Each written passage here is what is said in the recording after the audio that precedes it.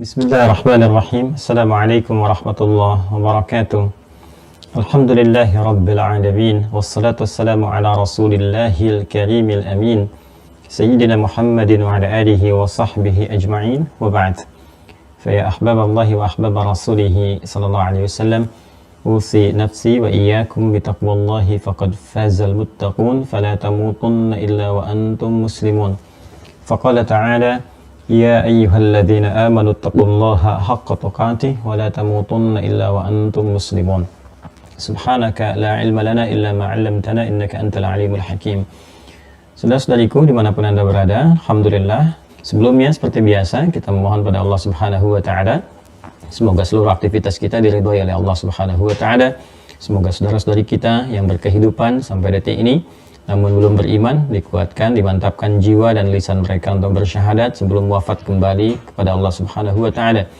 Pun demikian dengan para pelaku maksiat dan dimungkinkan kita berada di antara mereka, diberikan kelembutan dalam jiwanya untuk mau bertobat dan mengisi sisa hidupnya untuk menata kehidupan yang lebih baik, hayatan thayyibah, dan kembali kepada Allah dalam keadaan yang mulia, husnul khatimah.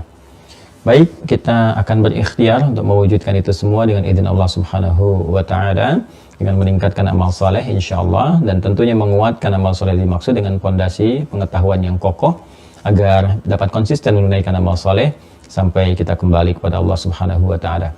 Di pertemuan yang lalu telah kita uraikan tentang hal pokok keilmuan yang utama sebagai fondasi ilmu dalam Islam, yaitu pelajaran akidah atau ilmu tauhid yang terkristalisasikan ya, atau puncaknya terhadirkan dalam 6 simpul utama, 6 pokok fondasi yang kita kenal dengan rukun iman, yang merangkai kekuatan di dalam jiwa dikenal dengan akidah, yang melahirkan keyakinan tanpa ragu disebut dengan iman. Yang pertama sudah kita uraikan dengan detail insyaallah, yaitu terkait mengenal Allah Subhanahu wa taala dan segala yang terkorelasi terkait berkelindan dengan dia.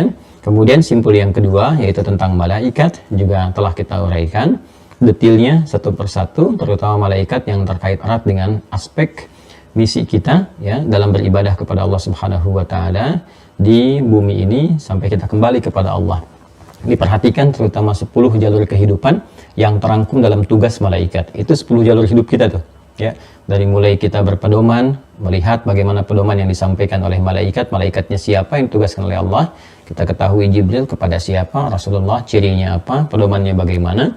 Setelah mengetahui kualifikasinya, tentukan ya mana nabi yang benar, mana rasul yang benar. Itu ada kualifikasi tersendiri sampai kita nanti menemukan ujungnya Nabi Muhammad SAW, dan dengan itu kita bersyahadat kan, asyhadu an la ilaha illallah, asyhadu anna Muhammadar Rasulullah. Lalu kita bahas bagaimana cara mengikuti pedoman dia, seperti apa malaikat yang ditugaskan untuk terkait berkelindan dengan tugas itu sampai ujungnya, sampai kembali pada Allah Subhanahu wa taala. Dan di pertemuan yang lalu kita telah membahas juga tantangan-tantangan yang sekiranya akan menghambat kita dalam rangka menunaikan ibadah semaksimal yang bisa kita lakukan, sesempurna yang Allah kemudian bisa berikan kepada kita dalam rangka mengikuti pedoman kehidupan hudan, mengikuti petunjuk Rasulullah, dan mengikuti juga petunjuk-petunjuk malaikat yang ditugaskan oleh Allah menjaga kita semua dan mencatat amalan-amalan kita sebagai pembuktian berhasilnya misi yang kita bangun di muka bumi ini.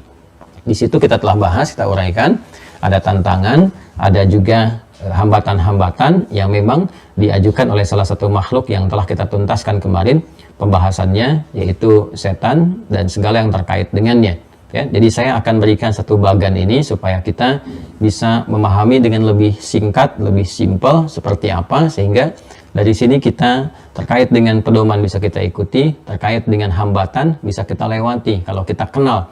Kalau kita tahu ini jalannya mulus, bagus, tapi kita juga mengerti ada tikungan yang tajamnya, ada lubang-lubangnya, ada duri-duri yang tak nampak dari kejauhan dalam pandangan kita. Kalau kita tahu itu semua petanya, kita bisa menghindarinya, sehingga bisa cepat sampai ke tujuan dengan cara yang paling baik. Ya.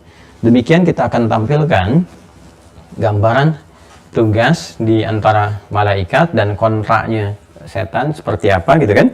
Dari sini saya berikan cepat dulu ya, jadi saya nanti tidak akan mengulang kembali. Anda tinggal mereview saja seperti ini ya, karena setiap materi kalau berapa pertemuan saya petakan kembali secara singkat jalurnya bagaimana, sehingga dengan jalur itu saja kita bisa memahami 3-4 materi sebelumnya. Kalau dikali 2 jam kan lumayan itu ya, 6 jam daripada kita melihat 6 jam, kita bisa mengamati kembali untuk memahami. Ya, menyimak tetap dari awal, tapi untuk memahami itu dengan cepat, kita bisa melihat alurnya.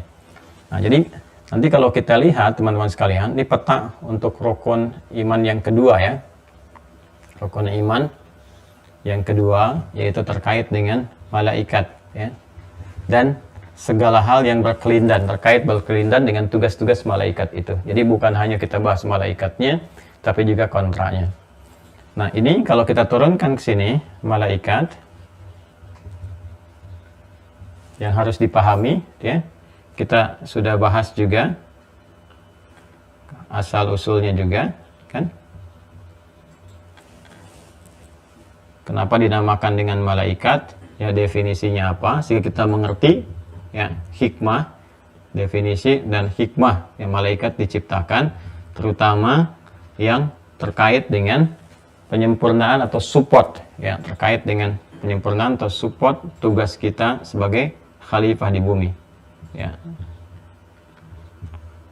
Support tugas kita sebagai khalifah di bumi ya.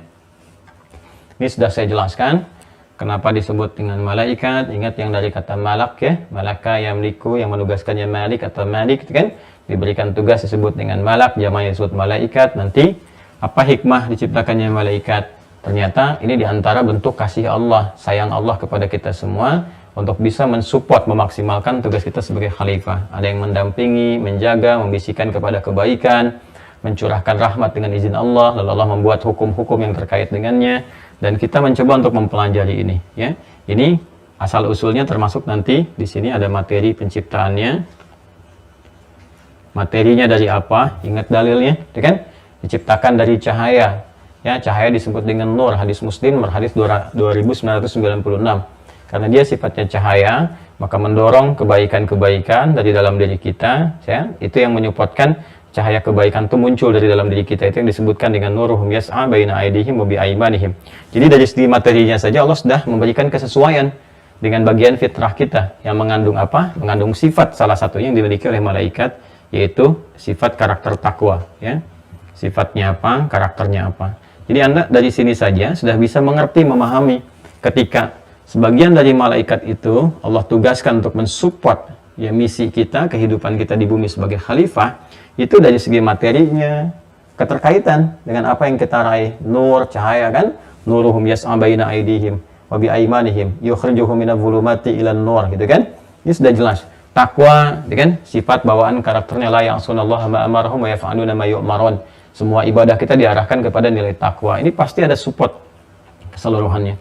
Kemudian dari sini nah, tugasnya, tugas-tugas terkaitnya itu direpresentasikan melalui gambaran akan 10 gitu kan.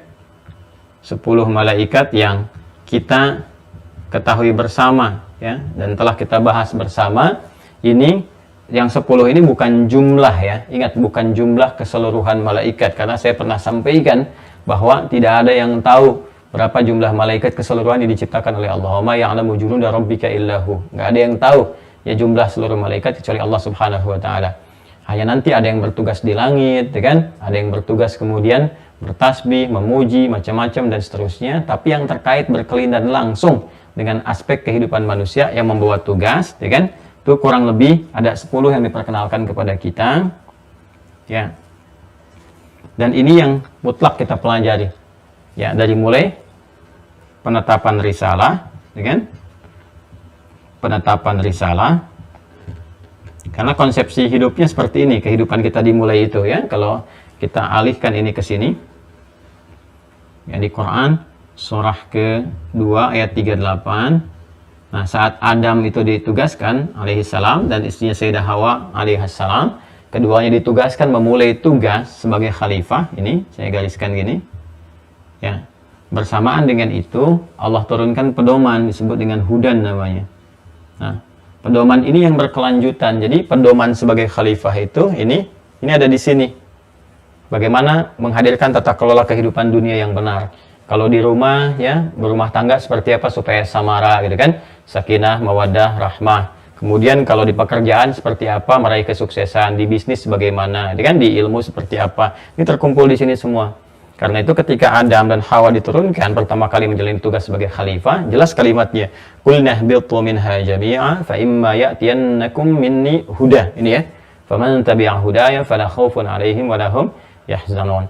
Jadi setiap yang berkelanjutan membangun tugas sebagai khalifah di muka bumi ini, karena Adam alaihissalam itu meninggal kan, tapi juga berketurunan dan seterusnya, maka setiap yang diberikan misi untuk membawa hudan itu yang disebut dengan rasul namanya. Ya. Rasul. Tuliskan begini, kenapa disebut rasul? Karena membawa risalah. Ini hubungannya. Karena membawa risalah, membawa tugas, membawa misi, message, ya, message dari Allah Subhanahu wa taala, itu yang disebut dengan wahyu itu. Ini ya.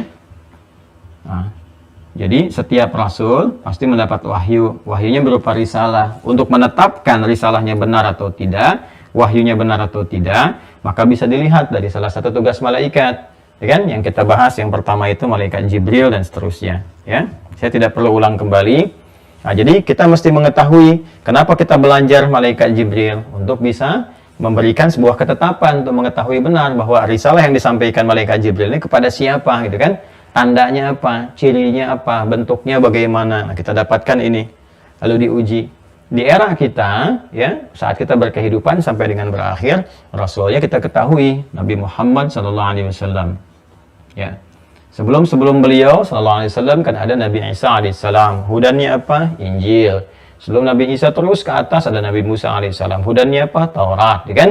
Wa ataina Musa al-kitaba wa ja'alnahu hudan li bani Israil. Ke Nabi Muhammad Al-Quran. Ya, di Al-Baqarah ayat 185 masih ingat? Syahrul Ramadan alladzi unzila fihil Quran hudal linnas. Hudan tuh, ya. Al-Quran. Saya tegaskan lagi ya. Nih, nanti di Quran surah ke-2 ayat 185. Nah. Jadi, secara singkat adalah tugas manusia, saya, Anda, kita semua kalau ingin menjadi khalifah yang sukses di bumi, kan? Dapat memakmurkan, ya kan? Dapat menghadirkan kebahagiaan, dapat menghadirkan kesuksesan tadi yang kita sampaikan. Maka semua ini, ya kan, harus kita arahkan ke sini. Nah, lihat di sini, baca ini, pahami, dalami. Ini yang menjadikan umat jahiliyah dulu bertransformasi menjadi khairul ummah.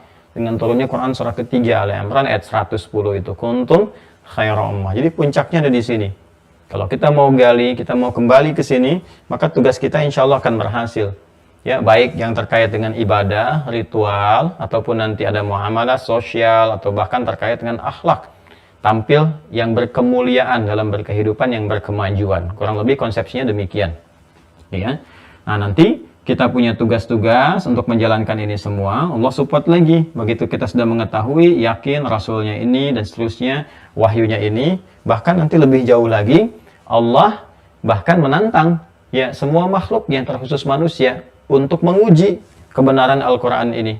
Ya, men-challenge kita semua. Silahkan uji, silahkan analisis sampai engkau simpulkan dan temukan kebenarannya. Dan saya katakan, tidak ada satupun kitab suci di muka bumi ini yang menantang, ya, yang men-challenge semua, ya, semua makhluk itu untuk bisa membuktikan kebenarannya kecuali Al-Quran.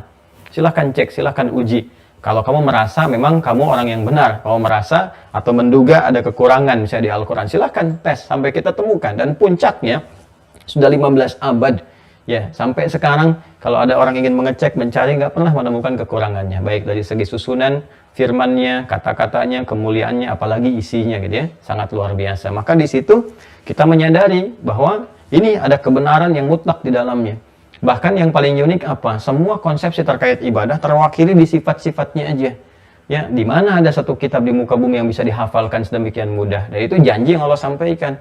Di Qurannya sendiri Allah sampaikan, "Walaqad yassarnal Qur'ana lidzikri fahal min mudzakir." Bandingkan dengan kitab apapun di muka bumi. Lihat pemeluknya. Ada nggak yang bisa menghafalkan kitabnya seperti Al-Quran? Yang nggak pernah ada EED, ya, ejaan yang disempurnakan dari awal difirmankan sampai sekarang, sampai kapanpun. Selalu sempurna. Jadi kurang apa lagi? Itu belum isinya, ya, belum sifat karakternya.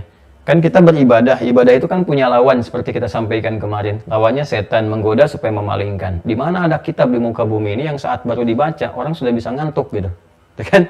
Dan nggak mudah melakukan itu, berinteraksi dengannya. Ini ya kurang lebih teman-teman sekalian, ini gambarannya. Jadi itu untuk pembuktian, nanti kita bicara bab lain. Ya, misalnya di Ulumul Quran nanti kita bisa bicara lebih jauh kalau materinya sudah sampai ke sana. Kita di sini dulu ya. Nanti di sini kita pelajari sampai muncul ke malaikat Ridwan yang disifati ya dengan ridha Allah Subhanahu wa taala namanya. Wa ridwanu minallahi akbar. Itu kan atau yang kita tunjukkan urutan-urutan surga sampai ketemu kalimat wa ridwanu minallahi di Quran surah ketiga Ali Imran ayat 15 itu ya.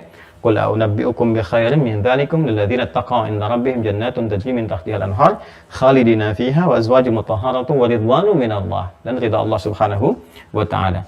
Ini terus ya sampai kemarin saya terangkan secara panjang lebar supaya tidak mengulang, diurut kembali, dilihat yang sebelum-sebelumnya sampai kita mengerti apa yang dimaksudkan dengan ini semua. Puncaknya kita mendapatkan keridhaan Allah Subhanahu wa taala. Ya, ridha Allah kita dapatkan. Naikkan ke sini ya. Nah, kalau kita dapatkan itu Allah kasih berupa nikmat surganya, disebut dengan jannah. Dan inti ini semua letaknya ada pada inti kehidupan. Nah, inti ini semua letaknya pada inti kehidupan. Nah, sedangkan inti kehidupan itu kalau kita gali dalam anatomi manusia, ya kan? Anatomi manusia. Maksudnya ini rangkuman yang cepat tapi juga menentukan pemahaman kita. Inti kehidupan dari anatomi manusia, 3 aspek itu, ya. Fisik, kemudian roh, kemudian akal. Nah, inti kehidupannya ini ada di sini, roh. Wa nafakhtu fihi min ruhi ya, di Quran surah 15 ayat ke-28. Jadi, kalau nggak ada roh ya sudah selesai. Akal nggak berfungsi, fisik juga nggak berfungsi. Diam saja, gitu kan? Sudah selesai gitu, nggak ada aktivitas, nggak ada gerakan dan sebagainya. Maka dikatakan hidup itu kalau ada rohnya. Ketika roh kemudian dengan izin Allah ditiupkan, ya, maka ke dalam fisik menyatu, maka muncul kehidupan. Nah, roh ketika menyatu ini melahirkan sebuah inti kehidupan disebut dengan nafas namanya. Ini, kesini saja, ya, nafas. Dari nafas ini diserap bahkan ke dalam bahasa Indonesia nafas. Ada nggak nafasnya? Ada nggak denyut nadinya? Ya, lihat detak nafasnya dan sebagainya. Dia bisa bernafas, dia bisa berkehidupan, ya kan? Nah, cuma tidak berhenti sampai situ. Al-Quran menjelaskan dalam nafas seperti kita ketahui, kan? Di sini, nah, ada 2 bagian. Ada bagian takwa, kembali ke Quran surah 91 ayat 7 sampai 10. Ada di sini fujur, ya kan? Nah, inti kehidupan itu letaknya di sini, di nafas, di jiwa kita, ini disebut dengan jiwa, gitu kan? Ya. Allah yang menggenggam jiwanya, walladzi nafsi biyadi, kata Nabi Muhammad SAW, ya. Demi Allah yang menggenggam jiwaku, nafas disebutkannya. Nah, di sini ada takwa dengan fujur. Ini intinya, gitu kan? Nah, peran malaikat dengan kesemua yang telah kita bahas yang ini, teman-teman sekalian, peran ini malaikat terkait berkelindan dengan yang ini, inti takwa nih. Ya. Inti takwa ini puncaknya. Bagaimana Allah mensupport ya kehidupan kita sebagai khalifah di bumi, sebagai hamba Allah Subhanahu wa taala dengan tugas ibadah, dengan menugaskan malaikat untuk mensupport jiwa takwa itu naik gitu kan, menjadi bimbingan, jadi cahaya dalam kehidupan. Karena itu makhluknya pun disebut makhluk cahaya. Materinya dari nur, ya kan? Ya, khuliqat bin nur, ya. Dari cahaya. Nah, ini yang disupportkannya di sini. Ini yang disebut dengan hafidhin dan katibin. Ingat al-infitar itu yang pernah kita bahas bersama, ya kan? Ya, malaikat yang menjaga, wa inna alaikum lahafidhin kiraman katibin. Ini yang menjaga dan mencatat semua yang keluar dari sini. Jelas ya? Nah, kemudian ketika keluar konsepnya kembali ke sini nanti. Dari malaikat Jibril sampai dengan malaikat dengan sifat Ridwan. Digali kembali ya, yang sebelumnya telah kita bahas bersama. Jiwanya ini ada di kalbu. Ya kan? Ini kalbu. Saya juga telah uraikan. Kemudian kalbu, ini letaknya, ya kan, di sadrun. Jamaknya disebut dengan sudur. Itu ya. Sudah? Nah, di sudur ini yang kita artikan dengan dada gitu kan, dada, Di belakangnya ada sumber kehidupan. Ini bukan aspek fisikal, jantung dan sebagainya, bukan itu yang dimaksudkan. Tapi pusat spiritual, nafas ini. Ya, jadi kalau kita buat bulatan seperti ini, itu yang dalam sholat kita coba jaga. Ini gambaran, ya, satu kesan, sebuah hikmah akas apa yang Nabi sampaikan. Kalau kita ngaji dengan, ya, taruhlah mukaddimah gitu kan, pembahasan hadis-hadis standar. Hadis-hadis standar ya, bukan yang kompleks. Misalnya kita ambil yang karya Al-Imam An-Nawawi sebagai pendahuluan sebelum naik step ke atasnya lagi. Ada Al-Arba'in 42 hadis. Kan di hadis ke-6-nya juga terkait dengan ini. Yang innal halala bayyinun wa innal harama bayyinun sampai ketemu kalimat ala wa inna fil jasadi mudghatan. Ya, sungguh dalam fisik itu, dalam diri kita yang paling dalam, paling jauh ada segumpal daging, ya, sekerat daging. Idza salahat salahal jasadu kulluh wa idza fasadat fasadal jasadu kulluh. Itu di situ bersemayam sesuatu puncak jiwa kehidupan kita. Kalau benar itu dikelola dengan baik, dimanage dengan baik, maka akan baik seluruh tampilan dari perilaku kita. Karena gambaran Nabi menyebutkan di situ kalau ininya generatornya bagus, itu akan mensupport ke semua fisik. Ini inti kehidupan tadi yang saya terangkan. Ini akan mensupport nih ke fisik, ke tangan dari ujung kepala sampai ujung kaki, ya. Nah, jadi kalau ini bagus, salahal jasadu kullu, semua fungsi organ tubuh akan baik, berkehidupan. Wa idza fasadat, kalau itu jelek, fasadat tuh ingat ya, di situ menggunakan muannas tuh. Wa idza fasadat, kembali ke nafas ke sini. Fasadal jasadu kullu, gitu kan? Ya, akan buruk semua bagian-bagian ini. Wa ala wahyal qalbu, ketahuilah, iya, nafas itu al-qalbu, tempatnya ada di dalam qalbu.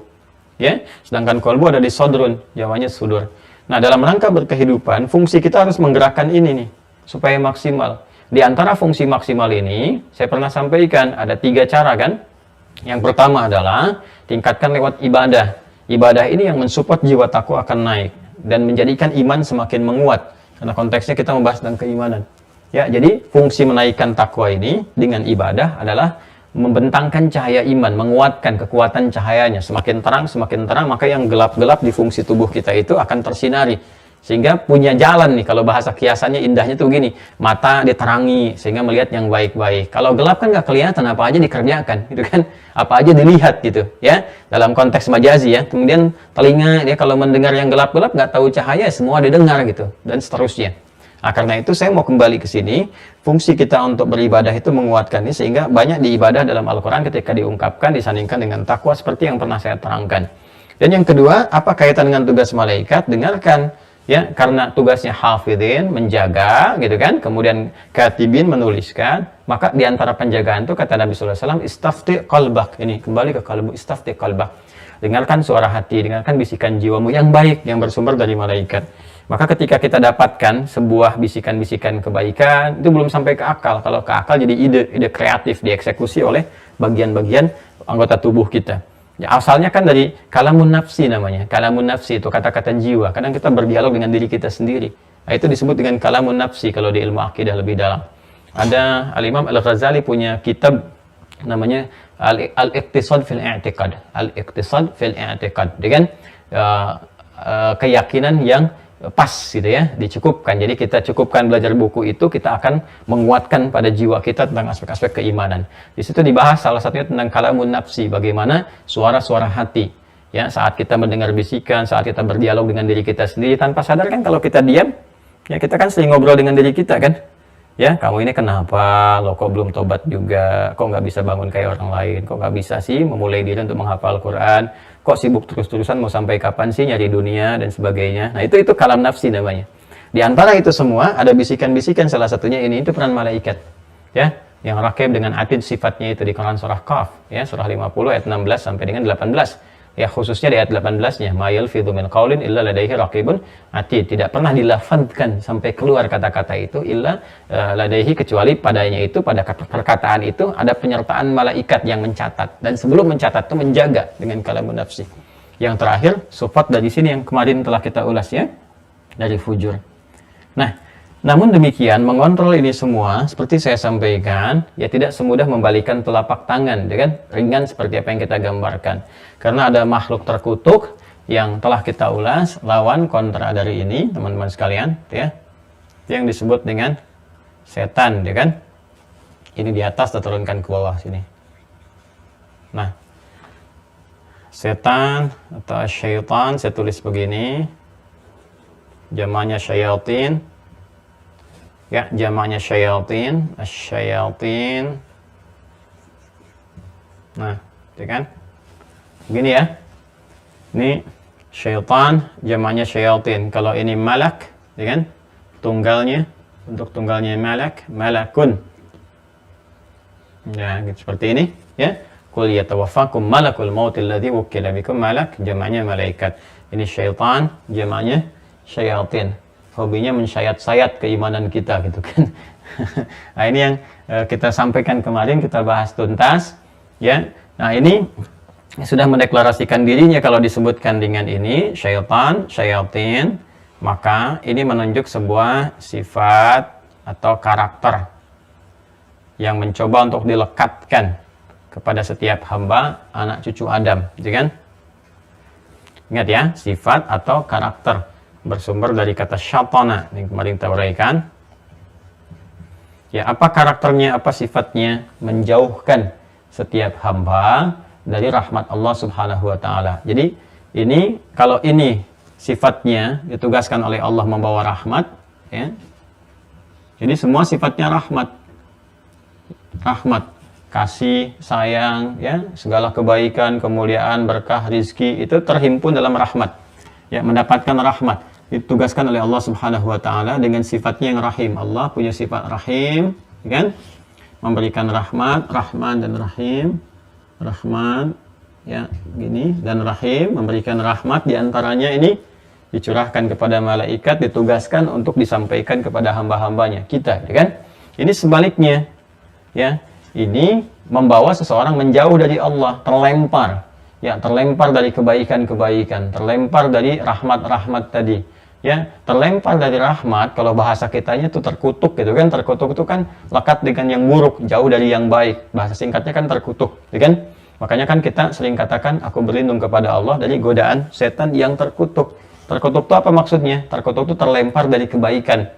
Ya, terlempar dari kebaikan, lekat dengan keburukan. Karena tugas ini menjauhkan setiap hamba dari kebaikan, dari rahmat, ya kan? Dari sifat rahimnya Allah Subhanahu wa taala kepada apa? Kepada hal-hal yang jauh dari kebaikan, dekat dengan keburukan. Maka disebut dengan apa semuanya? Disebut dengan rajim namanya. Perhatikan ya, ini rahim, ini rajim di sini yang dibawanya tuh. Beda titik aja tuh. Ya. Yang itu rahim, nggak ada titiknya, ha, ini jim, rajim. Bimakna al-marjum, gitu kan? Makanya kita katakan a'udzubillahi minasyaitonir rajim. A'udzubillahirrahmanirrahim. Allah dengan sifat rahimnya. Ya, kemudian kita berlindung dari setan dengan sifat dan karakter rajimnya. Makanya kenapa dalam setiap aktivitas kita menyertakan nama Allah yang Rahim, supaya Allah memberikan perlindungan kita kepada kita dari setan yang rajim. Ini simple ya, tapi dalam sekali maknanya. Kenapa Nabi katakan kullu amrin dzibalin la yubda'u fi bismillahirrahmanirrahim fa huwa abtar. Setiap perbuatan baik yang enggak disertakan bismillahirrahmanirrahim. Paling simpel, mau minum bismillahirrahmanirrahim, mau makan bismillahirrahmanirrahim. Demikian di Al-Bukhari. Kalau kita nggak tahu doanya gitu kan, bacakan itu aja. Kalau tahu doanya kita bisa bacakan. Doa berpakaian apa, bangun tidur apa. Tapi kalau kita belum paham, bacakan paling tidaknya bismillahirrahmanirrahim. Ya, supaya apa? Pertama, Allah lindungi keadaan diri kita supaya tetap mendapatkan rahmat dan berkah. Jadi kalau minum, ada tenaga untuk berkebaikan. Bisa tenaga dipakai sholat, pakai baca Quran, pakai ibadah, pakai macam-macam. Itu fungsi bismillahirrahmanirrahim. Yang kedua, nanti bernilai pahala, bernilai kebaikan, dituliskan sebagai amal saleh, baik tercatat, yang dijadikan sebagai bekal pulang. Saat meninggal itu ditampakkan, ya, hasil-hasil dari pekerjaan kita itu. Nah, kalau kita nggak sertakan kalimat itu bismillahirrahmanirrahim, maka yang muncul syaitonir rajim. Ya, dia akan hadir dalam apa yang dikonsumsi. Ya, ada orang misalnya makan minum nggak baca bismillahirrahmanirrahim atau dia nggak baca doa, setan mengikuti ke situ. Akhirnya apa yang terjadi? Makannya banyak tapi nggak ada energi untuk hal-hal yang positif. Ya, kok bisa sholat jadi malas padahal makan tadi banyak, baca Quran nggak bisa padahal makan banyak gitu. Ya, yang paling aneh itu kok bisa konsumsinya yang demikian terus kebawanya ke maksiat. Kalau udah terbiasa maksiat, makanan yang dimakan pun, minuman yang diminum pun kotor semua. Minum-minumannya pun minuman keras, ya kan? Ya, itu minuman-minuman keras macam-macam diminum. Arahnya juga kepada tindakan-tindakan yang kotor, yang keras dan sebagainya. Ini rajim.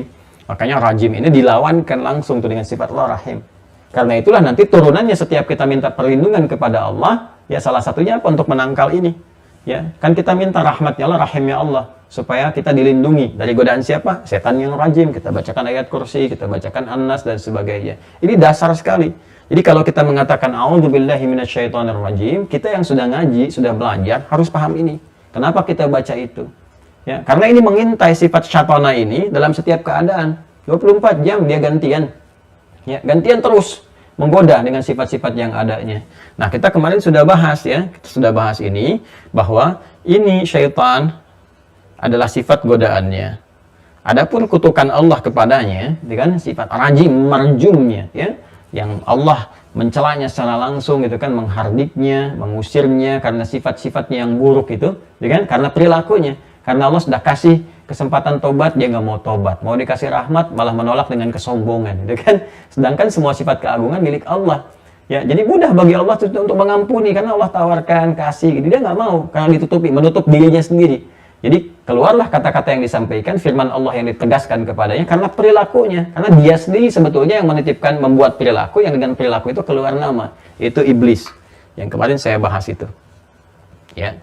Wa idh qulna lil malaikati isjudu li adama fasajadu illa iblis, ya kan? Iblis ini di Quran surah kedua ayat ke-34. Kenapa disebut dengan iblis? Istakbar. Ya, istakbar. Ingat kalimatnya detail sekali, ya. Di situ diksinya menggunakan kata istakbar. Dia sendiri kok yang mengenakan itu ke dalam dirinya.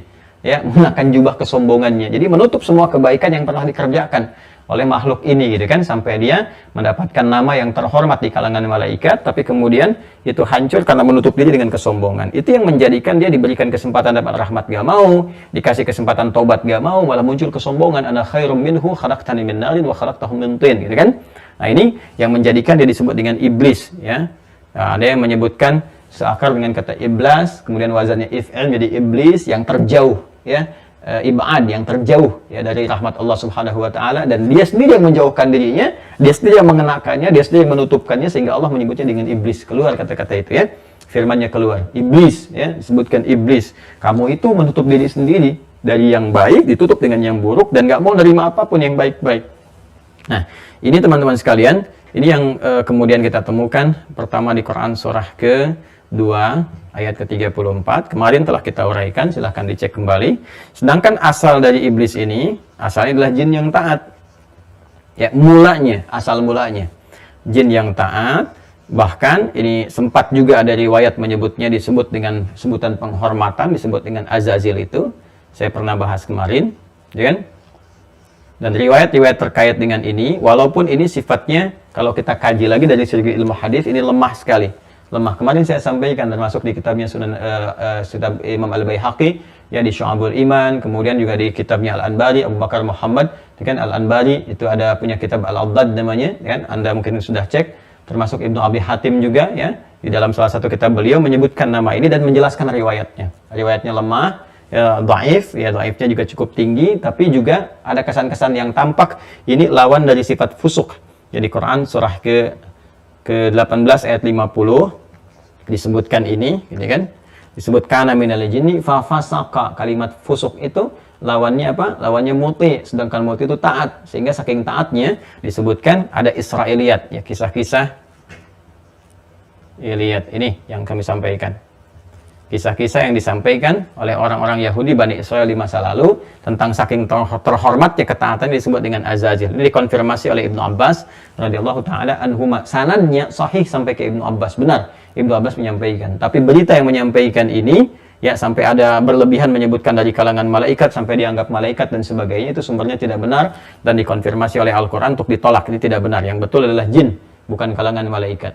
Nah, secara singkat, ketika malaikat sudah punya tugas mulia seperti itu, maka ini pun ketika terusir dengan segala kesombongannya, Allah memberikan peluang untuk diberikan taubat, dirahmati, tapi dia menolak dengan kesombongan, yang terkonfirmasi di Quran surah ke-7 di ayat yang ke-12, itu kan qala ma mana'aka alla tasjuda idh amartuk qala ana khairum minhu, kan khalaqtani min narin wa khalaqtahu min tin.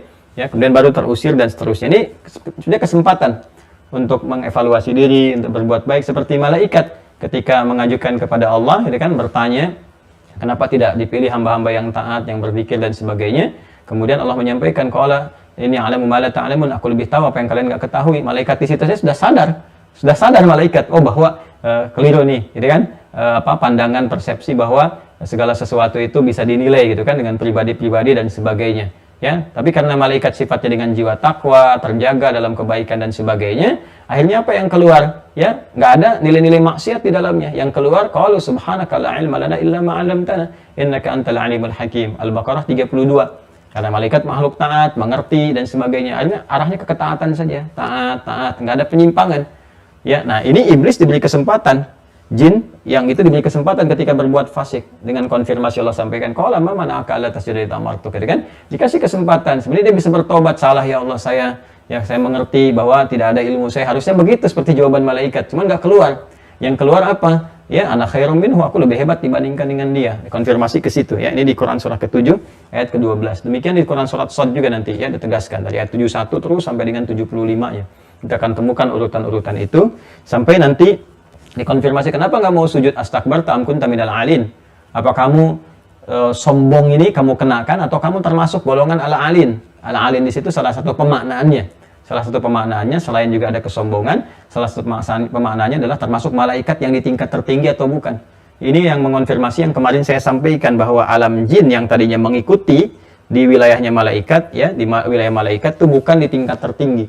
Jadi kan ada langit 1, 2, terus sampai yang tertinggi disebut al-alin nanti. Di antara mereka ada yang yahmilun al-arsh, yang bertugasnya nanti di wilayah seputaran arsh, gitu kan. Yang mereka tidak berada di lingkungan ini, tapi mendapatkan informasi tentang Adam dan sebagainya. Nah, maka Allah mengonfirmasi kepada iblis, kamu kenapa nggak mau sujud, nggak mau hormat? Ketika aku perintahkan, ini perintahku, bukan karena yang lain. Ya, kamu sombong ya, atau kamu merasa seperti golongan ala-alin ya, yang nggak ada di sekitaran tempat kamu sekarang ini, yang memang sedang ditugaskan, khusus tugasnya gitu kan. Nah, tapi tahu semuanya tentang Adam, tentang macam-macam dan sebagainya. Nah ini teman-teman sekalian, akhirnya secara singkat kemarin telah saya bahas panjang lebar bahwa dia mengajukan satu pengajuan kepada Allah untuk membuktikan kesombongannya dengan menggoda manusia. Quran surah keempat ayat 118, dia terlaknat dan dengan laknat itu mendapatkan sifat rajim. La'anahullah ayat 118 Quran surah 4, la'anahullah, dilaknat oleh Allah gitu kan, mendapatkan sifat rajim. Sampai dengan ayat 120 dia mengajukan proposal untuk menggoda setiap anak cucu Adam, supaya dengan godaan itu ingin membuktikan kesombongannya. Tuh, menggoda pun masih ingin sombong, membuktikan kesombongan, menghindari tobat untuk membuktikan kesombongan. Jadi sombong itu hati-hati, bisa menghambat hidayah datang. Ya, karena itu wasiat pertama pun Nabi SAW ketika diantara yang paling utama disampaikan adalah menghindari sifat sombong. Ya, bahkan disampaikan, ada diskusi kan, ya, bahwa semua keagungan, kebesaran itu adalah jubahnya. Artinya apa? Segala yang melekat kepada Allah Subhanahu wa taala. Siapa yang mengambil bagian daripada itu, dia tidak akan pernah mencium ya bau surga dan akan terjerembab ke dalam neraka. Itu yang paling berbahaya. Nah, ini teman-teman sekalian, ketika dia memutuskan untuk menggoda menjadi musuh secara langsung, maka Allah tegaskan. Apa yang Allah tegaskan itu, Allah sampaikan kepada kita, dialah musuh yang paling nyata. Hati-hati ya, innahu lakum aduwwum mubin. Ada di Quran surah kedua Al-Baqarah. Quran surah kedua Al-Baqarah di akhir ayat 168. Ya, kalau ingin diteruskan sampai tugasnya 169. Ya, ya ayyuhan nasu kulu mimma fil ardi halalan thayyiban wa la tattabi'u khutuwati syaitan. Awas, lihat. Hei semua manusia, silahkan berpetualang di bumi, cukupi semua aspek kebutuhan hidupmu, cari makan, menyebar, dan sebagainya. Tapi ingat, jangan ikuti langkah-langkah setan. Setan ini sudah menyusun langkah ini, kembali ke sini. Ingat ya, dari jin yang taat, berubah, transformasi jadi iblis untuk dirinya karena sombong. Kemudian dia berusaha mengajukan proposal, minta kepada Allah untuk membuktikan kesombongan dengan menggoda anak cucu Adam, maka disebut dengan setan. Ya kan? Ketika dia menjadi setan, artinya sudah menebar teror. Ini teroris yang sesungguhnya nih, karena nggak pernah nampak, nggak pernah kelihatan, goda pelan-pelan, tapi dia memberikan waswas yang sangat jahat. Ya, lalu apa yang terjadi? Dia mendeklar dirinya, ingin menggoda, mengambil bagian. Nah, ketika sudah mendeklar saja, Allah katakan, wala tattabi'u khutuwati syaitan. Ingat ya, Adam, ingatkan, sampaikan pada anak cucumu berkelanjutan.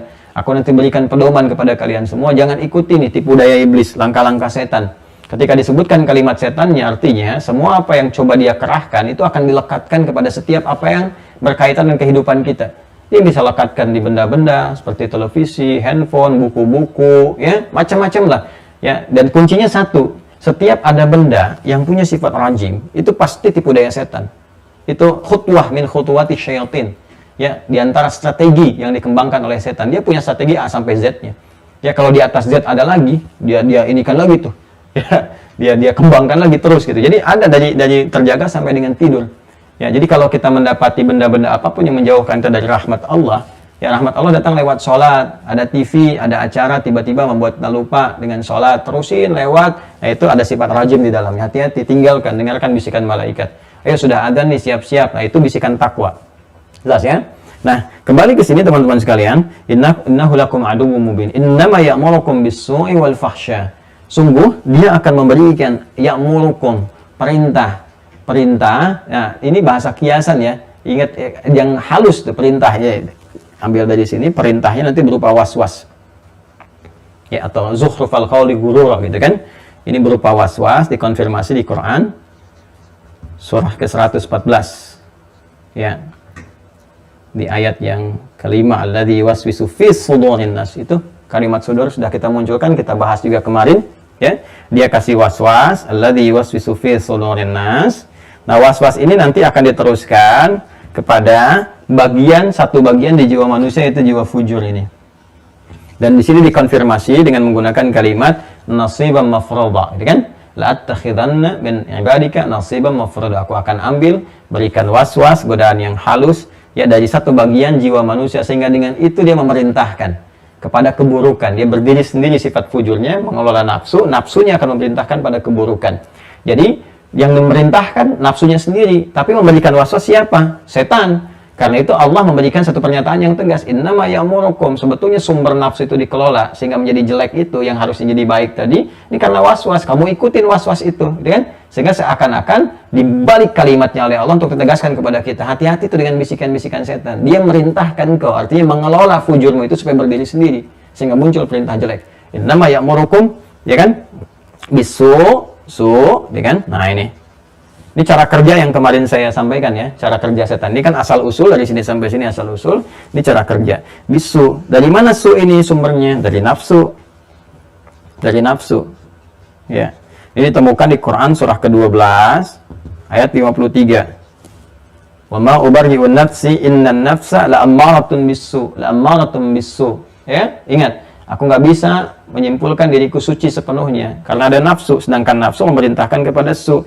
Yang mana yang memerintahkan itu? Ini kan sinektor temporo parte yang menyebutkan keseluruhan, nafas tuh menunjukkan sebagian. Yang su ini munculnya dari apa? Dari fujur.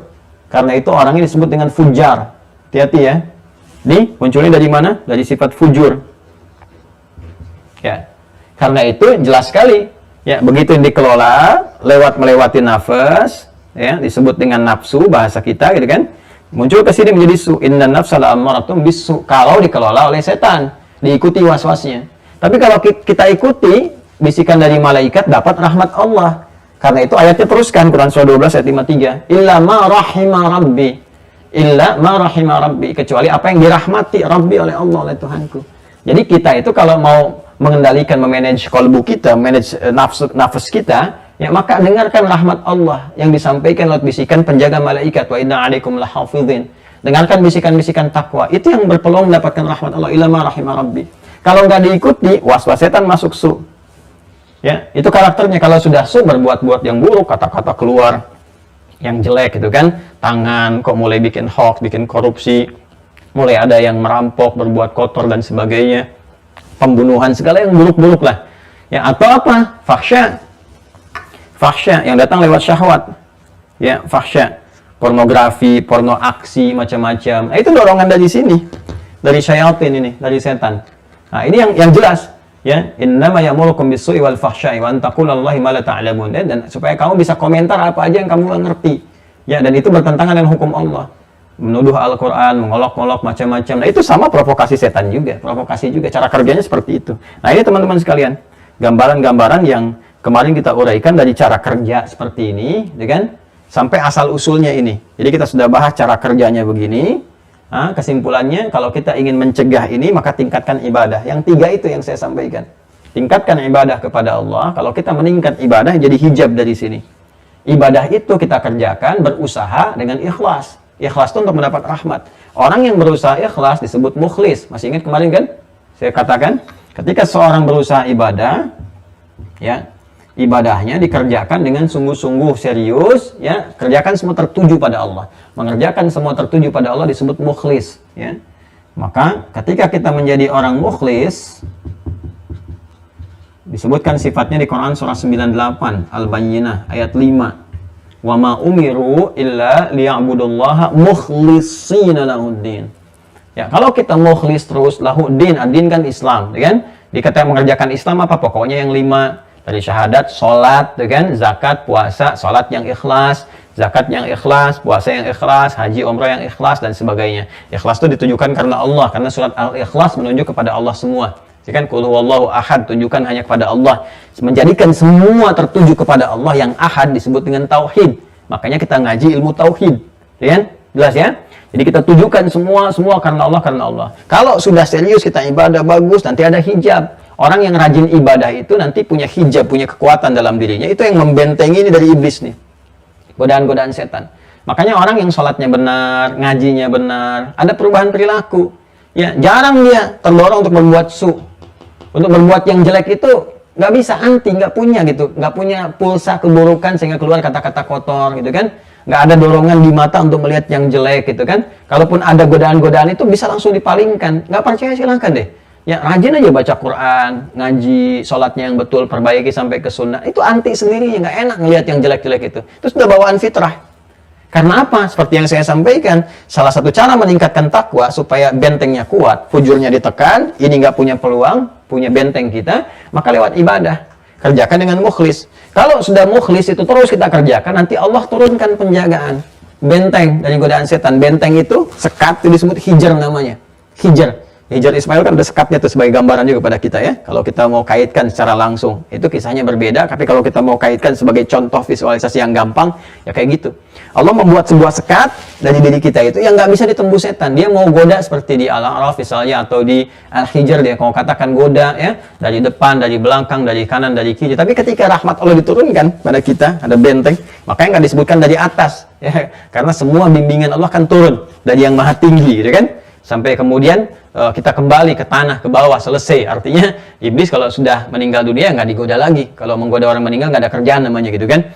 Di alam kubur sudah berbeda. Kasih benteng sekat di surah Al-Hijr di ayat ke-40 ya, jelas dia mengatakan illa ibadaka minhumul mukhlasin. Jadi mukhlas ya. Di ini kalau sudah mukhlis dikerjakan, maka Allah berikan perlindungan, kebaikan, jadi kebiasaan. Ketika sudah jadi kebiasaan menyembah secara benar gitu kan, maka berubah nama menjadi mukhlas.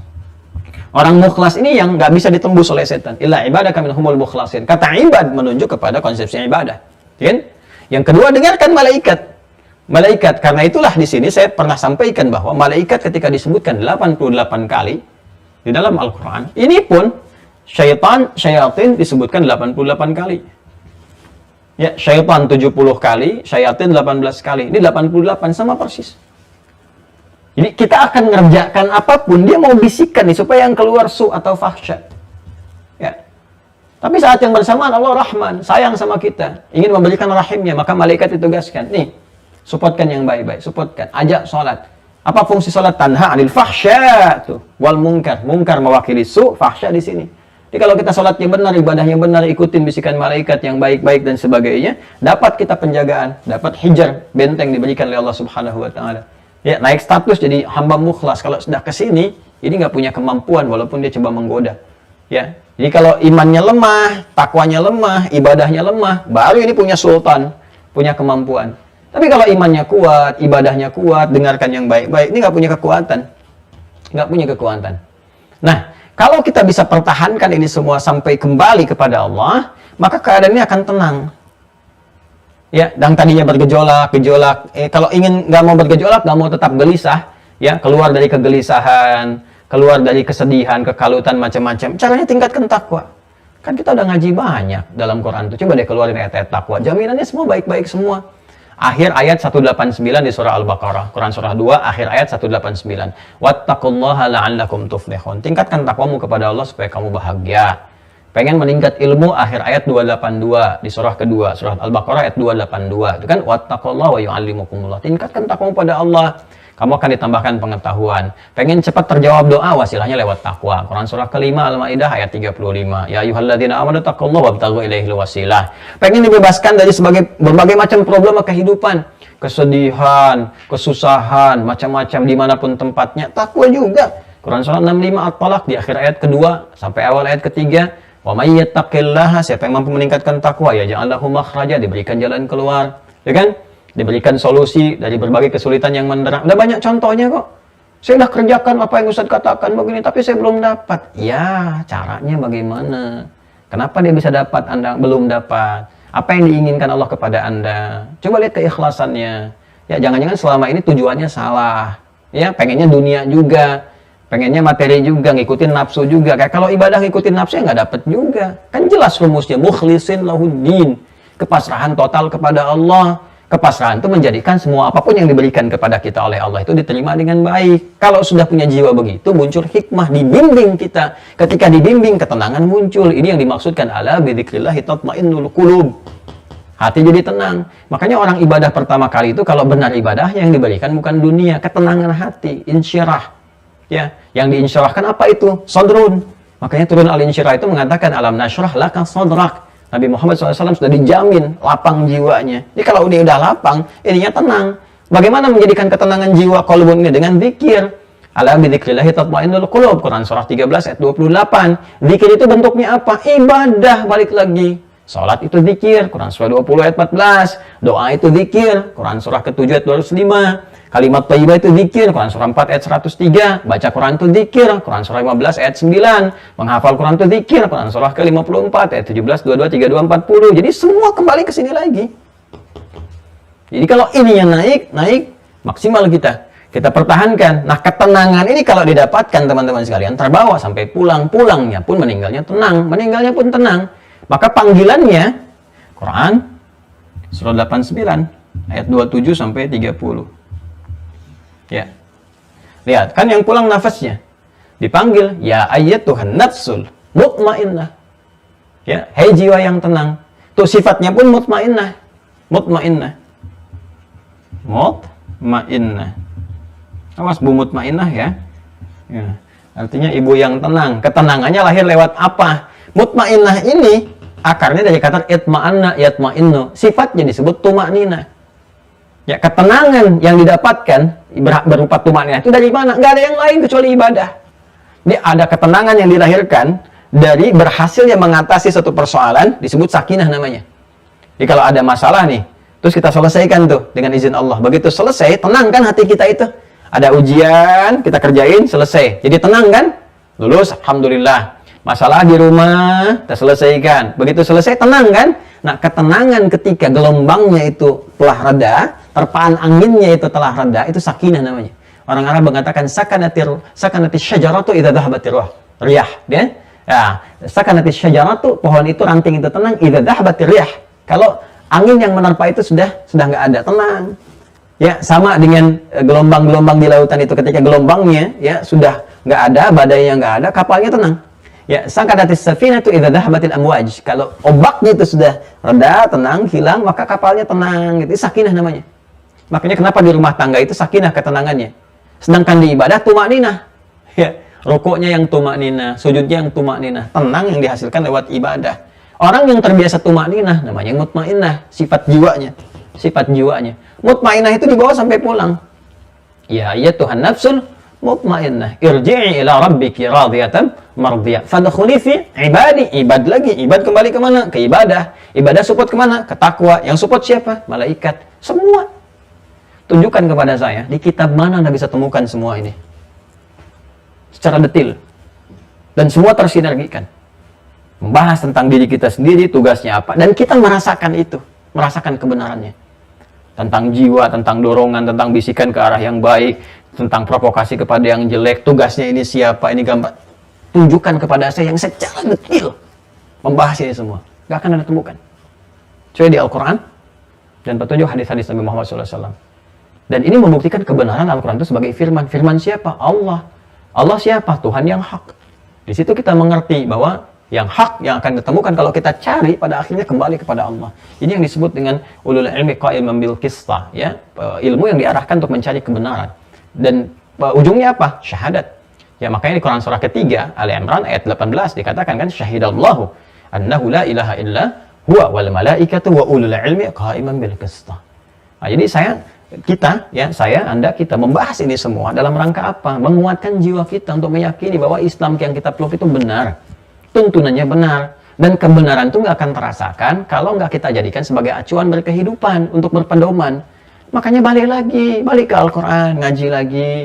Ya, ngaji itu dibaca, dipahami isinya. Ya, baca lagi hadisnya, lihat buku-buku ulama. Udah waktunya sekarang kembali. Banyak yang manfaat dari situ kok, daripada kita baca yang nggak jelas-jelas tuh. Ya, yang nggak jelas-jelas, yang nggak memberikan manfaat, yang cuma fiksi, yang nggak hadir di dunia nyata. Akhirnya kita terjerumus pada fata morgana dalam kehidupan. Kita bukan gitu ya. Kita nggak boleh terjerumus ke situ. Nah, itu gambarannya ya. Nah, pada akhirnya orang-orang yang tidak mengikuti konsepsi ini setelah diberikan pedoman, Allah kurang apa lagi? Sudah sempurna kan? Mengutus rasul, mensupport dengan malaikat, ngasih kitab pedoman, berikan hidayah di sekitaran, telinga dapat hidayah, mata dapat hidayah, dan akal nalar dapat hidayah, petunjuk diarahkan. Terus tiba-tiba lewat masjid lihat orang sholat, mau sholat, terus dengar ada lagi yang sampai ngeliat-liat ke masjid. Ya, ada lagi kok demonya ke masjid. Di Eropa kan gitu. Ya unik kok demo ke masjid tuh, sampai mau demo pun dibawanya ke masjid supaya lihat tuh ada yang orang ibadah. Itu kan petunjuk langsung. Udah langsung dengar, langsung lihat dan sebagainya. Kalau sudah dengan sedemikian, belum mendekatkan juga kepada hakikat kebenaran dengan cara apa lagi diberikan petunjuk. Dan dalam konteks itu pun itu masih ditampilkan secara objektif. Mau ikut silahkan, kalau tidak ya resiko masing-masing. Tidak pernah dipaksa. La ikraha fiddin. Ya kan? Nah, ini gambarannya. Nah, ini teman-teman sekalian, gambaran semacam ini ya akan menjadi tidak mudah untuk dilakukan ketika manusia mengikuti ini. Ya, ittaba'u khutuwatis syaitan, mengikuti jalan-jalan setan. Ya. Nah, bahasa Qur'annya di sini wala tattabi'u khutuwatis syaitan. Perhatikan baik-baik. Ini. Di akhir ayat 168 tuh. Wala tattabi'u. Nah. Tattabi'u. Jangan ikuti. Jangan ikuti.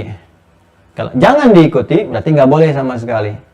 Ya, kalau dilarang seperti jangan nggak boleh, berarti ada potensi kan, menunjukkan apa? Ada potensi sebagian hamba-hamba itu mengikuti. Jadi di sini Allah sudah pada puncaknya. Jangan ikuti yang ini seperti ini. Ya, gambarannya ikuti begini, tegas sekali. Tapi di sini, ketika ditegaskan demikian pun dan kalimatnya sudah menggunakan kalimat yang sangat tegas. Jangan pernah kamu ikuti. Pakai mudhari, jangan pernah sampai kapanpun. Mudhari itu kan present, kekinian, ya, kemudian continuous, terus berlangsung future, sampai kapanpun. Jangan diikuti. Nah, kalau masih ada yang nekat mengikuti dan sebagainya, telah kita bahas di pertemuan yang lalu. Akhirnya kemana? Ya kan?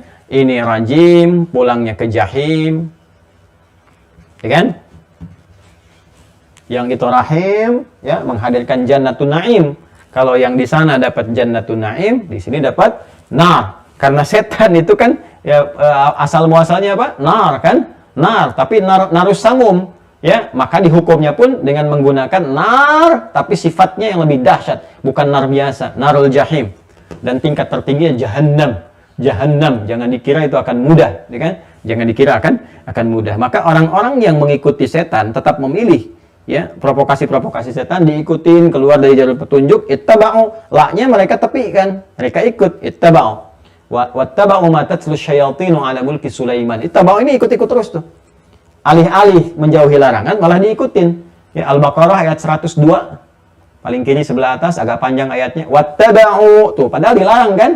Yang ini malah ikut. Wattaba'u ma tatlu syayatinu ala mulki Sulaiman. Ya kan? Wa ma kafara Sulaiman walakinna syayatina kafaru. Ya, setan tuh yang kafir kan, setan yang menutup diri, setan yang ngajak orang-orang kepada keburukan dan sebagainya. Dan ketika diajak disebut oleh Al-Qur'an orang-orang mengikuti ini wattaba'u. Nah, kalau dia terus-terus ikut dan sebagainya, maka muaranya adalah ke narul jahim, narul jahannam. Makanya munculnya nar. Kenapa disebutkan nar? Memberikan kesan ancaman kepada setan, ancaman kepada iblis. Kamu di tempat kembalinya, nar. Dan sekaligus sindiran, hei makhluk yang diciptakan dari nar. Aku akan kembalikan kamu kepada nar, bukan nar yang biasa. Kan, tapi nar yang bergolak, yang akan menghancurkan semua sifat-sifatmu, kesombonganmu, dan segala yang terkait denganmu. Ya, namanya jahim yang paling ringannya, dan kamu akan masuk yang paling dahsyat, yang namanya jahannam. Makanya setan tuh selalu jahannam. Kan? Kenapa? Untuk menunjukkan sebuah kesan bahwa siksanya paling puncaknya. Ya, sifatnya paling dahsyatnya dari semua sifat yang akan menghukum dan menghunjamkan segala kesombongan yang melekat kepadanya. Jadi ketika disebutkan oleh Allah nar sekaligus memberikan sindiran yang tajam dan kecaman. hei kepada makhluk yang tercipta dari api itu, kan? Nah, kamu akan dikembalikan nanti puncaknya ke Jahannam yang menyiksa dengan segalanya. Jadi orang-orang yang mengikutkan ke situ maka disebutkan dengan ashabun nar. Ketika disebut ashabun nar, ulaika ashabun nari hum fiha khalidun, ya kan? Ulaika ashabun nar. Ya, misal contoh di Quran surah kedua Al-Baqarah ayat 257. Allahu waliyyul ladzina amanu yukhrijuhum minadh dhulumati ilan nur wal ladzina kafaru awliya'uhumut taghut yukhrijunahum minan nuri ilal dhulumat ulaika ashabun nar. Nar, mereka itu teman-temannya setan. Ya, karena nar itu punya dua nanti pemaknaannya. Satu menunjuk kepada hukuman yang disebut dengan neraka, yang kedua sindiran tajam dan tegas kepada setan yang memilih untuk menghindari hidayah dan taubat ya kepada aspek kutukan, menjadi rajim, alih-alih mendapatkan sifat rahmat dari rahim, dia memilih untuk menjadi rajim bimakna marjum. Maka apa yang terjadi? Makhluk terkutuk gitu kan. Makhluk yang tercipta dari api itu, nar, ya, kamu nanti kembalikan kepada Jahannam yang membakar semua hal dengan segala kesombonganmu itu. Jangan merasa kamu dari api, ya, merasa aman. Kamu pun disiksa dengan api yang lebih besar, lebih dahsyat, yang menghancurkan sifat-sifat materi penciptaan kamu. Jelas ya? Dan kesombongan-kesombongan itu. Maka ketika disebutkan pengikut wattaba'u dan orang-orang yang mengikuti itu, ya, muttabi'in, ya, orang-orang yang mengikuti itu, nanti disebut ashabun nar. Ashabun nar itu bukan menunjuk kepada tempat neraka saja. Itu disebut teman-temannya setan juga. Nih, orang-orang yang memilih ashab itu kan jamak dari kata sahib, kan? Sahib jamaknya ashab dan sahbun. Diserap ke dalam bahasa Indonesia jadi sahabat. Sahabat itu kan sesuatu yang lekat, yang dekat. Ulaika ashabun nar hum fiha khalidun. Mereka itu teman-temannya neraka. Di terjemahan begitu kan? Ya kan? Ya, sedangkan nar itu juga kalimat tegas untuk kecaman kepada setan, sindiran yang sangat tajam dan tegas. Ya, mereka itu teman-temannya setan. Artinya apa? Orang yang selalu ngikutin setan di dunianya. Taba'u itu kan pengikut. Ya, pemuja, pengikut. Hati-hati apalagi kalau sudah bikin-bikin sekte tertentu, sekte pemuja setan, pengikut setan dan sebagainya. Itu udah hati-hati tuh, bahaya itu.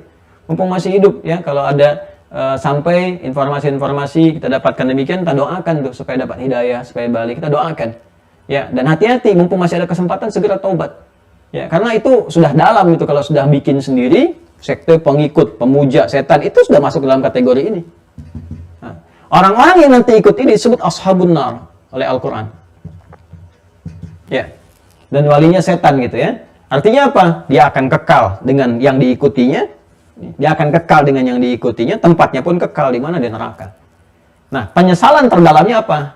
Akhirnya bagaimana? Ini kan yang mau kita sampaikan. Jadi ini menarik sekali, dari awal ini kisahnya disampaikan kronologisnya, asal usul, cara kerja kepada makhluk bagaimana, konsekuensinya seperti apa. Ini lihat sampai hitam begini tuh, ya, pengaruhnya tuh. Udah hitam tulisannya tuh ya. Ini wattaba'u nih. Begitu diikutin jadi ashabun nar. Nah, kisah tragisnya. Inilah judul kita saat ini. Begitu pulang ini diikuti, kalau yang ini Jannatun Naim, kalau yang ini Narul Jahim dan Jahannam. Maka ketika berpulang, dia akan mengalami kisah tragis bersama para pengikut-pengikutnya. Makanya kita berikan judul hari ini kisah tragis iblis. Bisa bikin novel tuh, kisah tragis iblis. Tulisan yang bagus. Jadi ini akhir tragis. Ya. Masya Allah, akhir tragis iblis. Dan pengikutnya. Ini yang saya janjikan kemarin nih. Dimulai dengan kesombongan dan berakhir dengan kesombongan juga.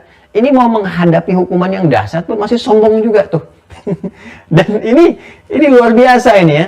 Luar biasa, sesuatu yang memang harus kita jadikan sebagai ibrah untuk kita hindari. Di extraordinary crime itu ya ini nih, yang paling pokoknya itu.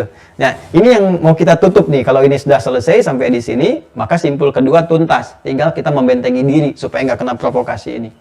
Nah, akhir tragisnya bagaimana? Ini dulu nih, kecaman-kecaman muncul, saling kecam. At-taba'u ini yang tadinya Allah sampaikan wala tattabi'u, gitu kan? Nah, maka muttabi'un ini orang-orang yang mengikuti, kan? Yang digambarkan dengan pekerjaan. Selalu di Al-Quran itu dengan kata kerjanya. Wattaba'u ma tatlu syayatinu, ittaba'u. Itu kan kata kerja. Artinya apa? Ada pola kerja yang diciptakan oleh setan. Bisikan-bisikan pada pekerjaan, pada aktivitas. Ya, pekerjaan itu kan disebut dengan amal. Jangan sampai muncul amalan karena hasil provokasi setan. Makanya apa yang terjadi? Di Al-Quran pun nanti ketika akhirnya akan menghadapi akhir kehidupan, ya, dan di sini akhir putusan, maka turun keterangan di Quran, surah kedua, ayat 165. sampai 167. Kita putar mundur dari 168, putar mundur ke atas ke sini.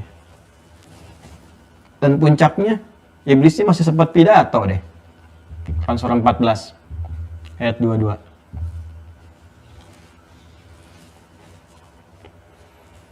Tadi kan, saya bacakan ayat 165 dulu ya, Quran surah 2 Al-Baqarah ayat 165. Fokus, buka mushafnya, paling kanan, di sebelah tengah di mushaf standar. Ya? Ya. Wa minan nasi may yattakhidhu min dunillahi andadan yuhibbunahum ka hubbillah. Walladzina amanu ashaddu hubban lillah. Ya? Walau yara alladzina zalamu idh yarawna al'adzaba anna al-quwwata lillahi jami'a. Ya? Wa anna Allaha syadidul 'adzab. Perhatikan baik-baik. Dan di antara segelintir manusia, minnya tabi'in, dan di antara segelintir manusia ada yang berpaling dari Allah. Ya, menyekutukan Allah, bahkan menyembah Tuhan selain Allah. Baik, dan mereka sangat menyukai itu, mencintai itu, mempertahankan itu, bahkan menolak Allah.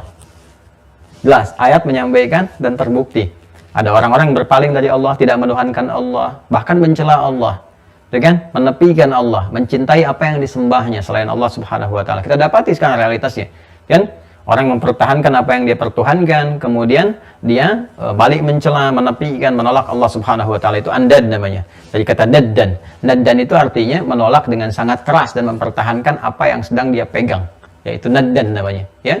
Jadi bukan sekedar mempersekutukan, tapi mempertentangkan, sekaligus menolak dengan keras, dengan kejam. Jadi menolak jauh-jauh, disebutkan nama Allah pun nggak mau, gitu kan? Dan sebagainya. Nah, itu ada yang demikian. Karena kenapa? Yang aktif jiwa fujurnya ini, bukan takwanya. Yuhibbunahum ka hubbillah. Ya, mereka mencintai Tuhan-Tuhan yang dipertuhankan, mencintai yang dipertuhankan oleh mereka selain Allah, seperti layaknya orang beriman mencintai Allah. Walladzina amanu asyaddu hubban lillah. Sedangkan orang-orang beriman itu cintanya tinggi kepada Allah. Bagaimana iman itu bisa naik sehingga mencintai Allah? Dengan takwa. Ya, ulangi. Makanya ini mesti naik nih. Ya, karena di situ dikatakan walladzina amanu asyaddu hubban lillah. Orang-orang yang beriman, yang kuat ikatan imannya. Bagaimana ikatan iman itu bisa kuat? Simpulnya yang 6 kita kuatin. Sedangkan orang-orang yang beriman, yang jiwa takwanya itu kuat, mereka sangat mencintai Allah. Ya, karena mereka mencintai Allah, mereka berusaha ibadah dengan kuat berdasar petunjuk siapa? Dari Rasul. Makanya orang-orang yang mencintai Allah disebutkan cirinya salah satunya apa? Mengikuti petunjuk Rasul. Ada di mana? Ali Imran ayat berapa? 31. Sini. Quran surah 3 ayat 31. Ini insya Allah nggak dihapus ya. Nah, jadi kalau Anda pengen melihat dari mana saya memulai sampai jadi begini, lihat tayangannya dari awal. Lihat tayangan dari awal. Quran surah 3 ayat 31, paling kiri, agak sedikit ke atas. Qul, katakan Muhammad sallallahu alaihi wasallam, in kuntum tuhibbunallaha. Jika kalian serius mencintai Allah, fattabi'uni, maka ikuti petunjukku. Petunjuk yang dibawa oleh siapa? Nabi Muhammad sallallahu alaihi wasallam. Yuhibbukumullah, dari situ turun cinta Allah. Yuhibbukumullah, cinta Allah. Sedangkan cinta Allah diberikan pada siapa? Orang beriman. Dan ciri orang beriman, walladzina amanu asyaddu hubban lillah. Kembali ke Al-Baqarah ayat 165. Walladzina amanu asyaddu hubban lillah. Ya, sedangkan orang-orang beriman itu cintanya tinggi kepada Allah. Bagaimana kita orang beriman, kita mengatakan kami beriman. Ya, kita mencintai Allah. Pembuktiannya bagaimana? Lewat ibadah. Caranya bagaimana? Ikuti petunjuk Rasulullah. Baru muncul cinta. Jadi kalau orang ibadah nggak pernah ngelihat petunjuk Nabi, orang sholat subuh 2 rakaat, dia 3 rakaat, kan? Apalagi yang mencela misalnya petunjuk-petunjuk Nabi, ya mengolok-olok petunjuk Nabi, nggak akan muncul rasa cinta kepada Allah. Karena nggak muncul cinta kepada Allah, maka yang keluar di lisannya pun pertentangan pada hukum-hukum Allah. Itu aja, senangnya hobinya menentang aja, ngolok-ngolok dan sebagainya. Itu yang berbahaya, itu ada penyakit di kolbunya. Disebut dengan nifaq. Itu yang disebutkan di Al-Baqarah ayat 10, fi qulubihim marad, fazadahumullahu marada. Itu nyambung semua, teman-teman. Nyambung semua. Penyakitnya ini, obatnya ini, dan sebagainya. Ya. Nah, nanti ini gambarannya. Lalu apa yang terjadi? Orang-orang yang konsisten mempertahankan, mengikuti bujuk rayu setan dengan sifat fujurnya dan menjauh dari Allah. Idh yarawna al-'adzaba anna al-quwwata lillahi jami'a. Wah, ini lalu mereka menyesal. Walau yaral ladzina zalamu, kalaulah kemudian nanti orang-orang yang zalim itu, nah Allah menggunakan kata lau di sini sudah masih sayang ya Allah. Fa bi ayyi ala'i rabbikum tukadziban. Fa bi ayyi ala'i rabbikum tukadziban. Allah ya Rahman ya Rahman, masih sayang. Ini pun yang terjerembab begini, sebelum nyawanya sampai ke kerongkongannya masih diberi kesempatan oleh Allah. daripada kamu nanti ngelihat sesuatu terjadi di masa depan. Aku yang tahu, aku yang Tuhan. Daripada kamu lihat ke depan nanti kamu banyak menyesal. Walau yaral ladzina zalamu, kalaulah mereka nanti melihat. Itu kan satu harapan di dalamnya supaya ada gambaran, harapan kepada kita. Allah memberi, ya Allah sang pemberi, kita yang berharap. Ya, kita punya harapan untuk balik, untuk taubat.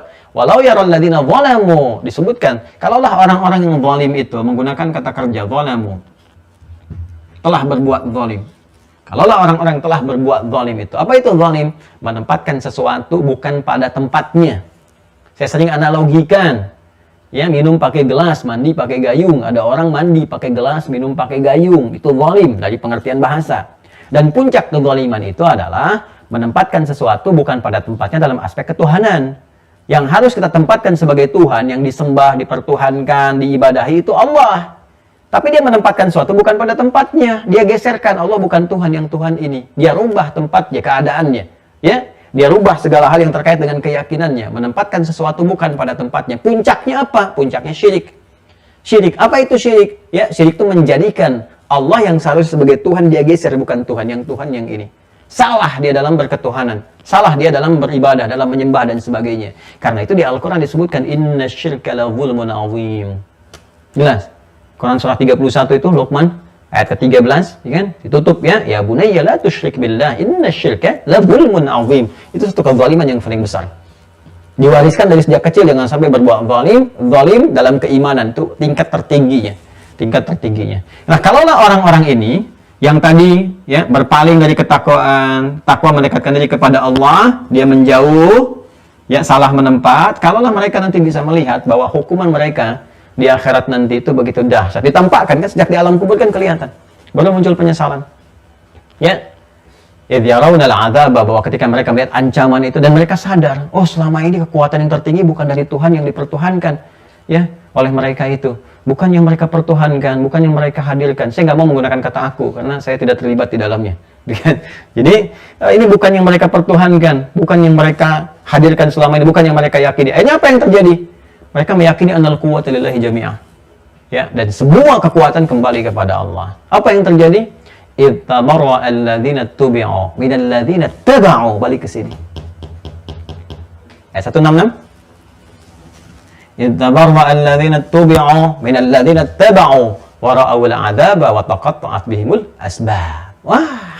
Udah deh. Di sini yang bahaya. Di mana lagi kita menulis ya? Sini aja nih. Setan, nih, pengikut, pemuja dan sebagainya. Hati-hati nih ya. Ini disebut dengan ittaba'u. Ini disebut dengan uttubi'u. Uttubi'u. Ini ittaba, ini fathah semua. Ini yang dhammah ujungnya. Ini uttubi, uttubi. Ini dhammah di sini, ini kasrah. Kalau uttubi'a yang diikuti, ittaba'a yang mengikuti.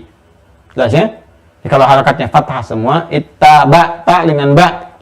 Ittaba'a, yattabi'u, gitu kan? Ittaba'u, taba'u, kalau udah ada jamak bentuknya. Ini pengikut artinya yang mengikuti. Kalau ini kasrah di ba-nya, tubi, uttubi'a sebelum huruf akhir di ainnya itu kasrah. Itu artinya yang diikuti, bentuknya pasif. Mengikuti, diikuti. Ya, perhatikan ayat ke-166-nya. Ittabarra alladzina tubi'u minal ladzina taba'u wa ra'awul 'adzaba wa taqatta'at bihimul asbab. Ya. Dan ketika melihat semua ancaman nyata dan sebagainya, akhirnya akan tragis, tuh, akhir tragis. Ya. Dari mana dapat kalimat tragis itu? Lihat ancaman. Idh yarawnal 'adzaba, siksa ini begini, tragis akhirnya, nastapa macam-macam. Ittabarra alladzina tubi'u minal ladzina taba'u wa ra'awul 'adzaba wa taqatta'at bihimul asbab. Ketika mereka melihat di ancaman akhirnya tragis begini dan sebagainya, maka semua saling berlepas diri. Saling berlepas diri. Anda gambarkan dalam kejadian kiamat saja kan digambarkan kepada kita bagaimana seorang bisa yang terdekat meninggalkan suami nggak kenal istrinya, artinya nggak kenal tuh di sini tinggalin aja, sudah nggak inget lagi. Ya, ke anaknya demikian, ke macam-macamnya, ya. Wa ummihi wa abi, kan? Kemudian wa fasilatihi allati tuwi dan sebagai wa fil ardi jami'a, semua kalut dan sebagainya. Apalagi ketika dikumpulkan, ngelihat semua kekacauan yang tampak. Kacau itu kacau saat dihukum, yang teriak, yang macam-macam, kan suasana kacau itu begitu. Ya, fawda. Ya, fawdanya di sini karena siksaan, karena azab dan sebagainya. Takut aja semua saling berselisih, berlepas diri masing-masing. Di antara yang berlepas diri itu siapa? Ini setan. Nanti ada 3 golongan yang berlepas diri di sini. Ya, tapi nanti saya akan fokus ke sini. Golongan yang pertama adalah malaikat, yang pernah sebagian manusia menyembah malaikat yang sebagai dipertuhankan. Ada yang begitu. Makanya kemarin saya sampaikan kan, yang kemarin, tayangan yang kemarin, masih ingat, dikaji lagi kemarin. Ada sebagian manusia ingin menuhankan malaikat, menganggap malaikat sempurna, maka Allah kemudian memberikan sebuah pernyataan tegas kepada kita bahwa malaikat pun itu makhluk Allah, tidak sempurna, tidak mengetahui masa depan, macam-macam, kecuali yang Allah telah tetapkan kepada mereka tugasnya. Karena itu mereka diminta sujud hormat kepada Adam atas perintah Allah, gitu kan? Mereka bukan hanya ibadah kepada Allah, bersujud kepada Allah, tapi menaati semua perintah Allah. Ini menunjukkan mereka makhluk. Makanya nanti di sebagian ayat Al-Quran kita akan temukan bagaimana malaikat berlepas diri. Kamu ini nyekutukan Allah dengan aku macam-macam. Aku bukan Tuhan, aku bukan apa-apa, gitu kan? Nah, itu membantah mereka, ya, seperti yang diklaim oleh para makhluk ini, dan mereka mengatakan mereka sebagai hamba Allah, sebagai wujud ketaatan kepada Allah. Jadi, dalam konteks persaksian seperti itu, suasana demikian, malaikat pun masih menguatkan dirinya sebagai hamba Allah Subhanahu wa Ta'ala. Nanti kita akan baca bagian dari tafsir di akhirnya. Kemudian para jin yang sering dimintakan bantuan oleh manusia, yang di surat Al-Jin itu, yang tadi di surat Saba, yang ini di surat Jin, ya, mereka mengatakan rijalun minal insi, ya, yang udhuna birijalin minal jinni fazaduhum rahaqa, kan? Dan ada sebagian manusia dari kalangan manusia minta bantuan kepada jin, bahkan ada yang mempersekutukannya, kan? Minta rujukan, minta macam-macam, berbuat musik, itu pun berlepas diri juga. Berlepas diri, ya. Dan puncaknya siapa? Ini iblis.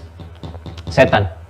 Ittabarra alladziina tubi'u min alladziina taba'u wa ra'awul 'adzaba wa taqatta'at bihimul asbab wa taqatta'at bihimul asbab. Dan sebab-sebab keterikatannya saling diputuskan akhirnya.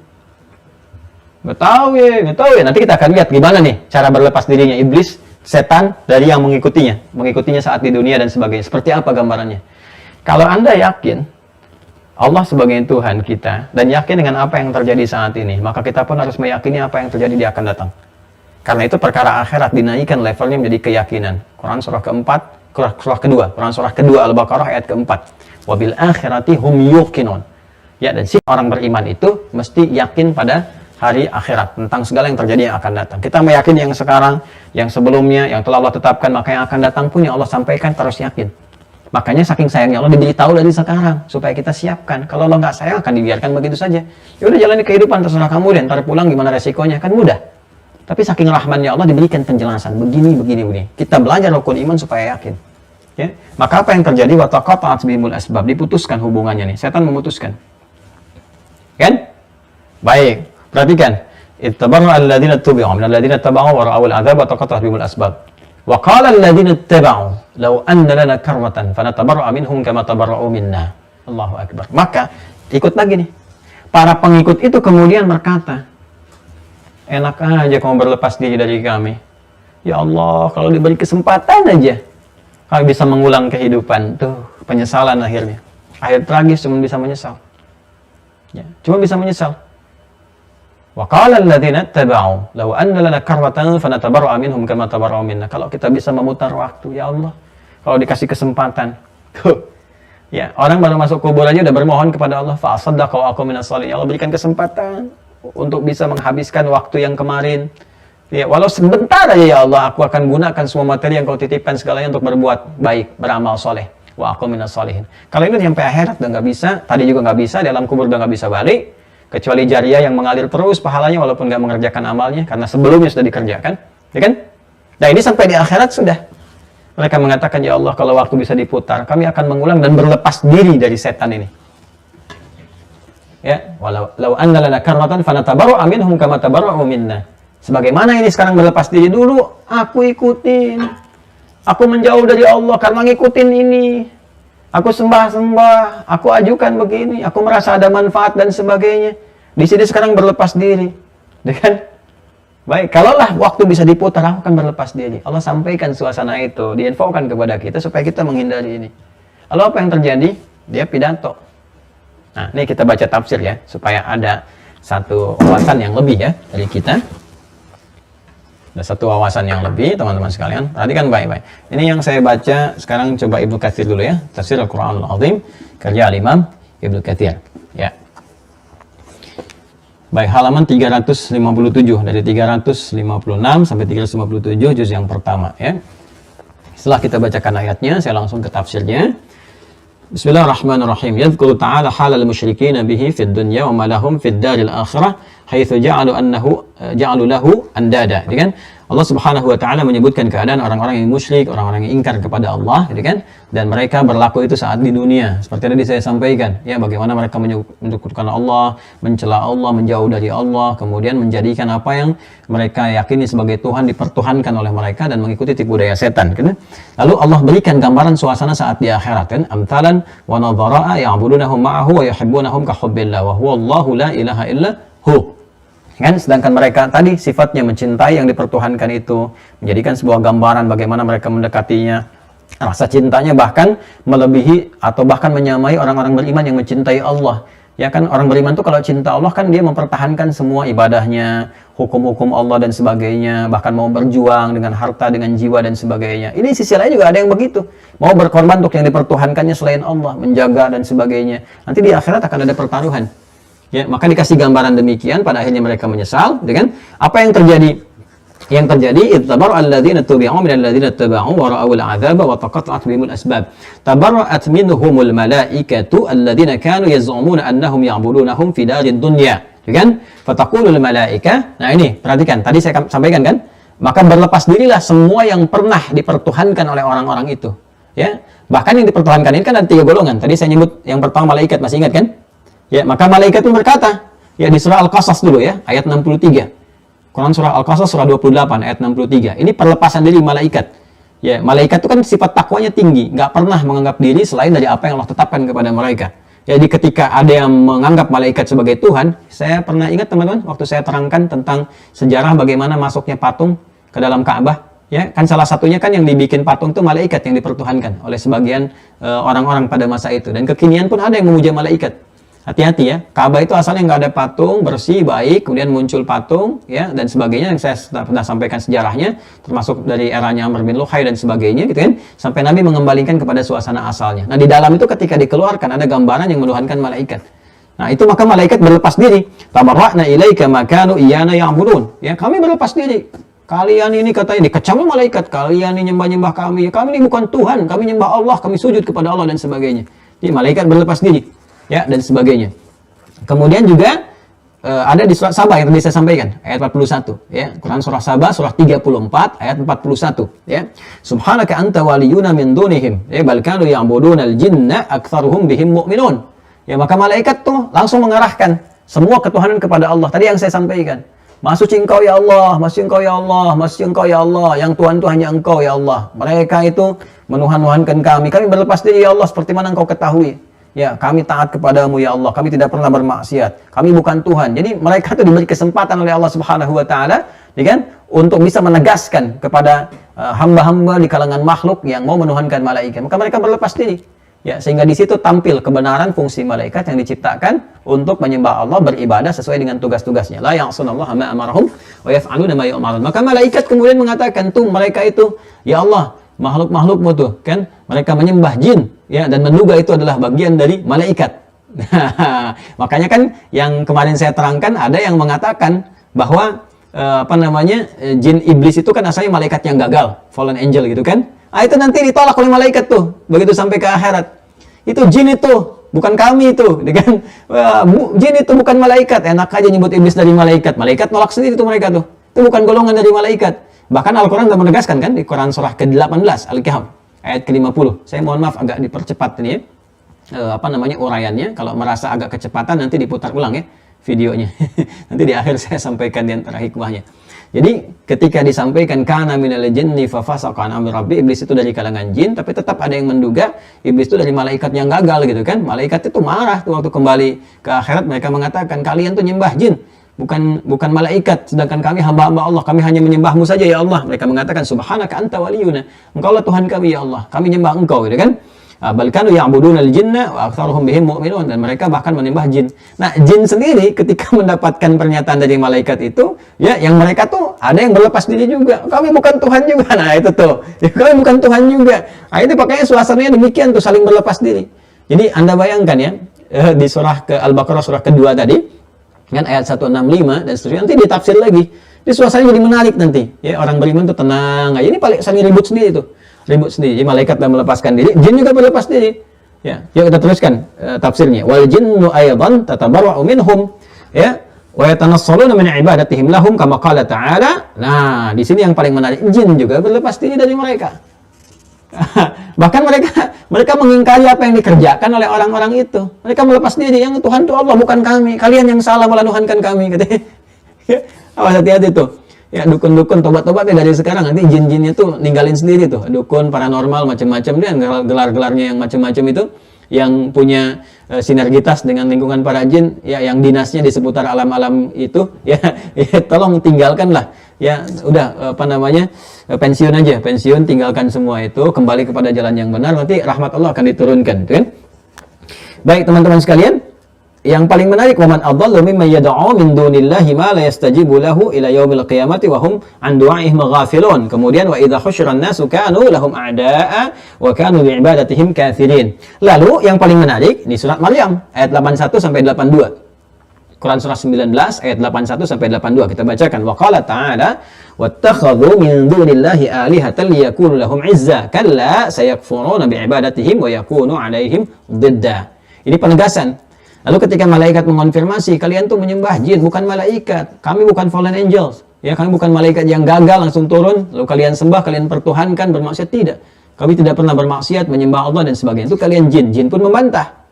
Ya, jadi ketika mereka menjadikan jin-jin itu dan puncaknya iblis sebagai Tuhan, dipertuhankan oleh mereka, diikuti petunjuk-petunjuk atau provokasi dari iblis itu, apa yang terjadi? Mereka pun mengingkari. Wa yakununa 'alaihim didda, maka menjadi lawan di akhirat kelak. Enggak, kami nggak pernah begitu. Nggak pernah mau kami jadikan Tuhan. Nah, apa yang terjadi? Nah, perhatikan kalimatnya. Jadi kita lihat nanti sekarang pindah, teman-teman sekalian, ke Quran surah ke-14 ayat 22. Quran surah 14 ayat 22. Sudah? Buka Quran surah 14. Ini sebenarnya banyak sekali ayat-ayatnya ya, kita ingin tunjukkan. Tapi saya mau langsung ke puncaknya, ke iblis. Jadi malaikat tuh menolak klaim itu, lalu mengatakan kepada ini jin-jin berlepas diri juga, jin-jin yang umum berlepas diri. Kan ada jin yang soleh-soleh juga kan dan sebagainya. Semua mengakui sebagai hamba Allah. Nah, puncaknya jin yang ini paling apa tuh Mas bahasa Rusia itu baragajul ya.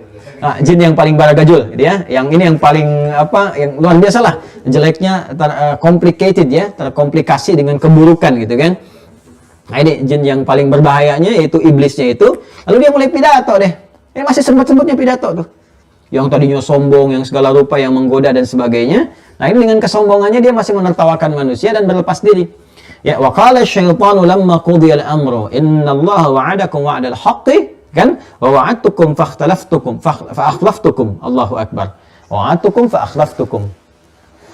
Lihat baik-baik, ada Quran surah 14 ayat 22. Ya kan?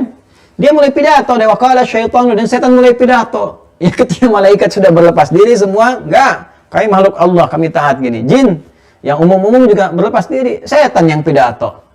Jadi sebelum dilempar ke neraka jahanam tuh, ya. Maka sebelum dilemparkan dia mulai pidato, wa qala syaitanu, maka setan mulai pidato. Iblis di sini. Lamma qudiya al-amru, ketika ditetapkan keputusan Allah terakhir tuh, legasi terakhir ketika ditetapkan, sudah nih, kamu udah diputuskan dari awal kan, kamu memilih jalan yang begini, ketetapan akan tiba. Udah dikasih penangguhan waktu, dikasih kesempatan tobat, gak mau tobat, dikasih hidayah gak mau, dikasih rahmat gak mau, memilih menjadi makhluk yang terkutuk, sehingga dikenal dengan syaitan rajim, ini akhirmu. Maka sebelum masuk ke puncak siksaannya itu, dia berkata, dia pidato, lamma qudiyal amru, ketika ditetapkan kepadanya keputusan, innallaha wa'adakum, dia sendiri yang bilang, kalian semua, balik yang ke Al-Baqarah ya, yang ke 165, 166 itu sampai 167, wataqatta'at bihimul asbab, yang 166-nya di ujung, wataqatta'at bihimul asbab, ketika semua dia lepaskan, ya dia berlepas diri tuh, aku berlepas diri dari kalian. Ya kalau bahasa kitanya ya muncullah, kalian semua, aku berlepas diri dari kalian, ya kan? Aku nggak tanggung jawab kalau kalian masuk neraka juga, aku nggak tanggung jawab, gitu kan? Ya, ini adalah jalanku. Kalian pilih jalan ninja kalian sendiri. Bahasa anak milenial sekarang itu kan. Kalian sudah tetapkan, kalian yang sudah pilih, aku berlepas diri. Aku berlepas diri. Innallaha wa'adakum wa'adal haqqi. Allah telah menunjukkan, menjanjikan kalian janji-janji yang benar. Dikasih Rasul, kasih bisikan malaikat, semuanya benar. Dan kalimatnya menunjukkan hak, kebenaran yang mutlak. Dia sendiri pidato. Kalian ini kenapa manusia? Ikut-ikut aku katanya. Allah menjanjikan kepada kalian semua yang benar. Dikirimkan Quran, petunjuk yang benar. Kalian kan udah ngecek sendiri. Udah bandingkan sendiri. Terbukti kebenaran Quran. Ya, dari keindahan bahasanya, dari hikmahnya, dari isinya, dari mukjizatnya. Kalian udah tahu sendiri. Dikirimkan malaikat untuk bisikan. Kalian dengar sendiri bisikannya. Ngajak sholat, ngajak puasa, ngajak yang baik-baik, dan sebagainya. Dikirimin Rasul. Kalian udah buktikan kebenaran Rasulnya. Bisa dibuktikan, dilacak sejarah, kelahirannya kalian tahu, ibunya tahu, bapaknya tahu, misinya tahu, segalanya tahu. Bahkan ada yang menetapkan sebagai manusia dengan pengaruh paling tinggi di muka bumi. Kurang apa lagi? Ya, innallaha wa'adakum wa'adal haqqi wa wa'adtukum. Ya, sedangkan aku menjanjikan kepada kalian, ya, fa'akhlaftukum, maka aku menyalahi semua itu karena aku nggak punya apa-apa. Ya, akhlaf itu teman-teman sekalian, menyalahi sesuatu karena memang nggak punya hujah, nggak punya dalil, nggak punya alasan. Jadi cuma ngajak aja begitu. Nggak ada esensinya. Aku ngajak kalian kepada yang nggak ada esensinya. Aku nggak pernah maksa. Ya, kita terusin ya. Ya, kata setan tuh ya, kata setan. Wa ma kana li 'alaikum min sultan. Ya, kata setan, dia berkata, aku nggak punya kekuatan untuk kalian. Aku nggak punya kekuatan. Ya, illa an da'autukum fastajabtum li. Ya, aku nggak punya kekuatan dan aku nggak bisa maksa. Aku nggak maksa, cuman ngajak aja. Cuman salahnya kamu ikut. Tuh. Itu ngeles tingkat tinggi tuh. Hati-hati, bahaya tuh teman-teman sekalian. Ya, jurus ngeles pada kejelekan itu yang warisan setan yang akan dipidatokan. Awas, hati-hati tuh ya. Jurus ngeles pada keburukan itu warisan setan yang akan dipidatokan. Awas, hati-hati ya, aliran ngelesion tuh. Ya, aliran ngelesion, orang-orang yang suka ngeles. Ya, juga makiun yang suka maki-maki gitu ya, dan sebagainya. Hoaxion dan orang-orang yang bikin hoax ya, dan seterusnya. Hati-hati tuh. Ya, pada di akhirat tuh akan ditampakkan ya raja ngeles. Ya, semuka alam itu raja ngeles semuka alam, ngeles pada keburukan-keburukan. Itu dia akan mengatakan apa yang disampaikan oleh iblis ini. Ya, dia katakan, oh makana li 'alaikum min sultan. Aku sebenarnya nggak punya kekuatan, aku nggak maksa kok. Ya, dia mau katakan pernah nggak ada aku maksa? Coba lihat catatan kalian di kitab kalian tuh, ada nggak aku maksa? Aku nggak pernah maksa. Aku cuma goda. Cuman salahnya kamu ikut. Cuman salahnya kamu ikut. Benar-benar deh ya. Ya, pas tajabtum, cuma salahnya kamu ngikut saya. Jadi kata setan, kenapa kamu ikut? Aku kan nggak maksa. Salah saya di mana? Ya, saya maksa juga enggak. Dorong-dorong kalian juga dengan paksaan juga tidak. Punya kekuatan juga enggak. Cuma goda. Itu pun godanya halus. Kan udah ada di surat An-Nas. Dia bilang begitu tuh. Alladzi waswisu fi sudurin nas. Kan cuma ngasih was-was aja. Bisikan-bisikan begitu. Cuman kamu ikut. Maka apa yang terjadi? Fala talumuni walumu anfusakum. Jangan celah saya. Jangan maki saya, kata setan. Ya, jangan celah saya, nggak usah maki-maki saya. Karena nanti di ayat yang lain seperti yang kita sampaikan tadi di Al-Baqarah ada, nanti di surat lain juga ada, gara-gara kamu nitan, kamu nih iblis gitu kan. Kita juga nanti terancam dengan neraka, ditempatkan, disampaikan kepada kami. Kami dihukum bahkan pendahuluan. Ya saat di alam kubur, begini, begitu. Gara-gara kamu, jangan celah saya. Fala talumuni walumu anfusakum. Jangan celah saya, katanya. Celah dari kalian sendiri, aku nggak maksa. Ya, celaklah jiwa. Anfus itu jama dari nafas. Celak tuh nafas kalian, celak nafsu kalian, celak diri kalian sendiri. Jangan celak saya cuma ngajak, itu pun halus, nggak pernah maksa. Tuh ya. Oh, hati-hati tuh. Lalu apa yang terjadi? Ma ana bimusrihikum wa ma antum bimusrihiyya. Ya. Lalu inni kafartu bima asyraktumuni min qablu innadh dhalimina lahum adzabun alim. Quran surah ke-14 ayat 22. Allahu akbar. Ya, hari ini yang paling berbahaya teman-teman sekalian. Hari ini aku tegaskan pada kalian. Ya, apa itu? Inni kafartu bima asyraktum. Saya mengingkari apa yang telah kamu musyrikkan. Kamu yang ikuti saya ingkari kamu. Kamu yang menyembah patung-patung yang macam-macam dan sebagainya, menyembah selain Allah, aku mengingkari itu semua. Dia sendiri berlepas diri. Jadi kalau kita melihat dari apa yang disampaikan Al-Quran ini, setan sendiri menyadari bahwa jalan hidupnya itu salah. Cuman karena kesombongan, dia terjauh dari hidayah. Jadi sebetulnya Allah ingin memberi pesan kepada kita. Sebetulnya orang sombong pun mengerti dirinya salah. Cuman karena sifat sombongnya itu, akhirnya jalan-jalan kebaikan, cahaya yang ada dalam jiwanya gak bisa muncul ke permukaan. Makanya betul-betul Allah haramkan sifat sombong itu. Jangan pernah deh hadir dalam kehidupan kita itu. berlindung kepada Allah dari kesombongan, dari keburukan. Karena itu menutup jalan hidayah, menutup jalan kebaikan. Makanya di puncak akhir, ya penantian sampai ke jahanamnya itu, ketika akan merasakan siksa dan sebagainya, dia mengatakan, inni kafartu bima asyraktum. Saya mengingkari apa yang kalian musyrikan itu. Karena kenapa? Pada dirinya yang paling dalam dia mengerti bahwa yang Tuhan itu hanya Allah. Dia kan nyembah udah ribuan tahun, dia tahu Allah yang Tuhan, Allah segalanya. Cuma hanya karena ingin membuktikan kesombongan dan sebagainya, muncul itu dan dipertahankan sampai akhir dari kehidupan dan kehancurannya. Kehidupan dan kehancurannya, kan? Maka dia katakan innal zalimina lahum adzabun alim di penutupnya. Sungguh orang yang salah tempat itu, yang tidak menempatkan sesuatu pada tempatnya, bahkan tidak menuhankan Allah dan salah dalam menuhankan, ya, menuhankan apa yang harus dia pertuhankan, karena itu dia menuhankan selain Allah, maka itu salah. Maka udah tempatnya adzabun alim, siksa yang sangat dahsyat. Nah, jadi di sini itulah akhir tragisnya. Akhir tragis iblis yang masih sempat pidato, dan dalam pidatonya dia memberikan sebuah informasi, dan saking rahmannya Allah kepada kita disampaikan ke kita sebelum kita wafat supaya kita tidak mengikutinya. Ingat loh, yang satu saat iblis akan berlepas diri dari kamu.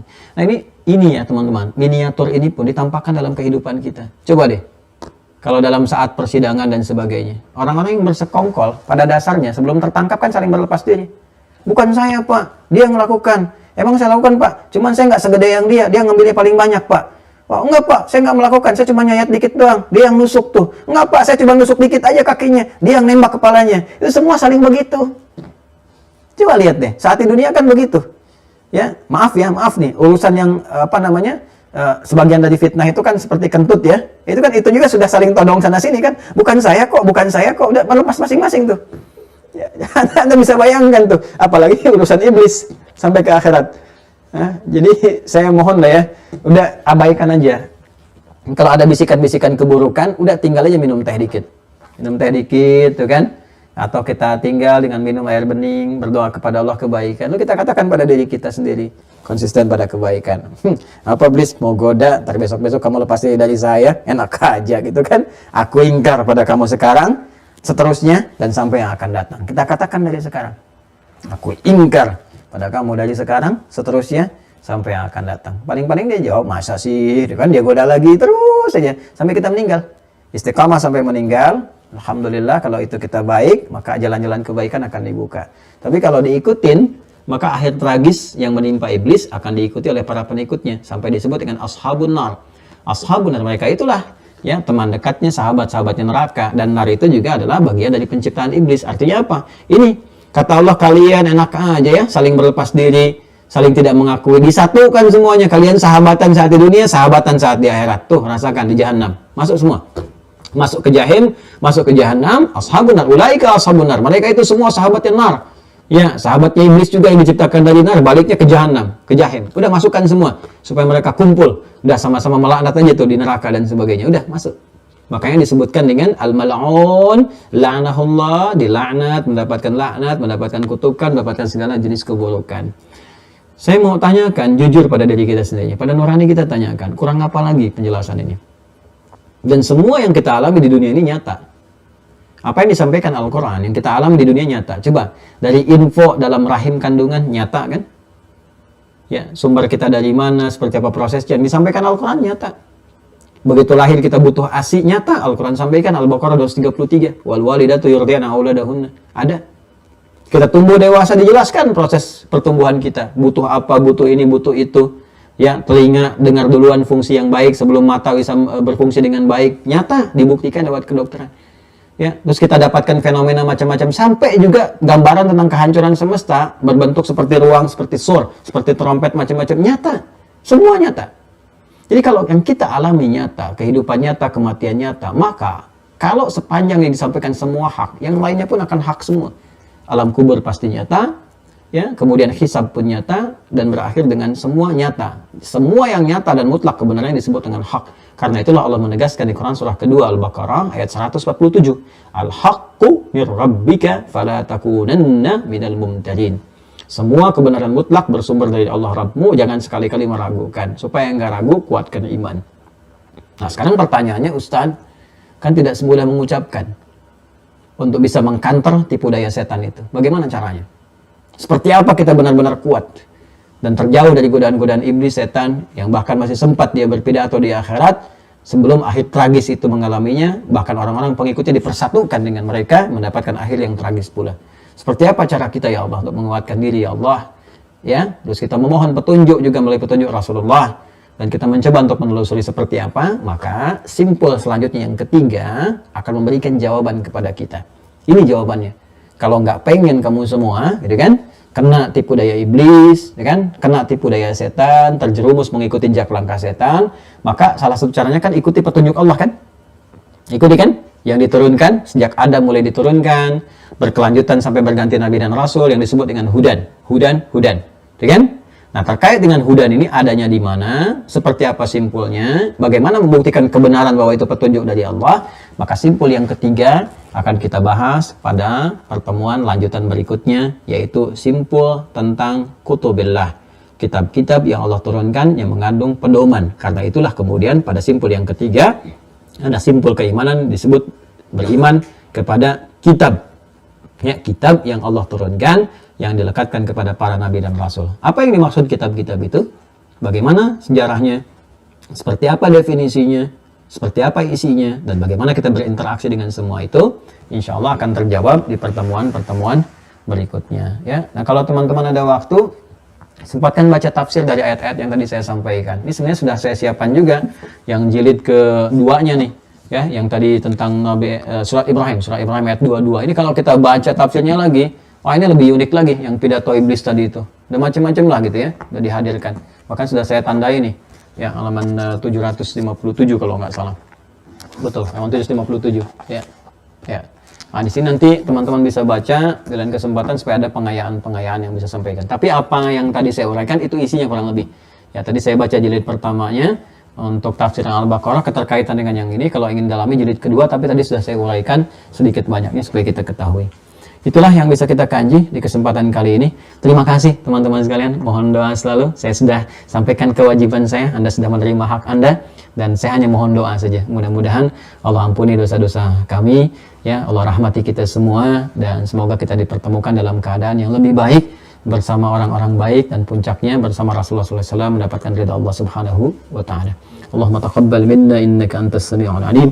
وتب علينا إنك أنت التواب الرحيم اللهم إنا نعوذ بك برحمتك يا رحمن الرحيم من الشيطان الرجيم آت أنفسنا تقواها وزكها أنت خير من زكاها أنت وليها ومولاها اللهم نجنا من النار اللهم نجنا من النار اللهم نجنا من النار واجعلنا من المتقين الصالحين وألحقنا مع الذين أنعمت عليهم من النبيين والصديقين والشهداء والصالحين وحسن أولئك رفيقا وصلى الله على سيدنا محمد وعلى آله وصحبه أجمعين وآخر دعوانا سبحانك اللهم وبحمدك نشهد أن لا إله إلا أنت نستغفرك ونتوب إليك والحمد لله رب العالمين. Assalamualaikum warahmatullahi wabarakatuh.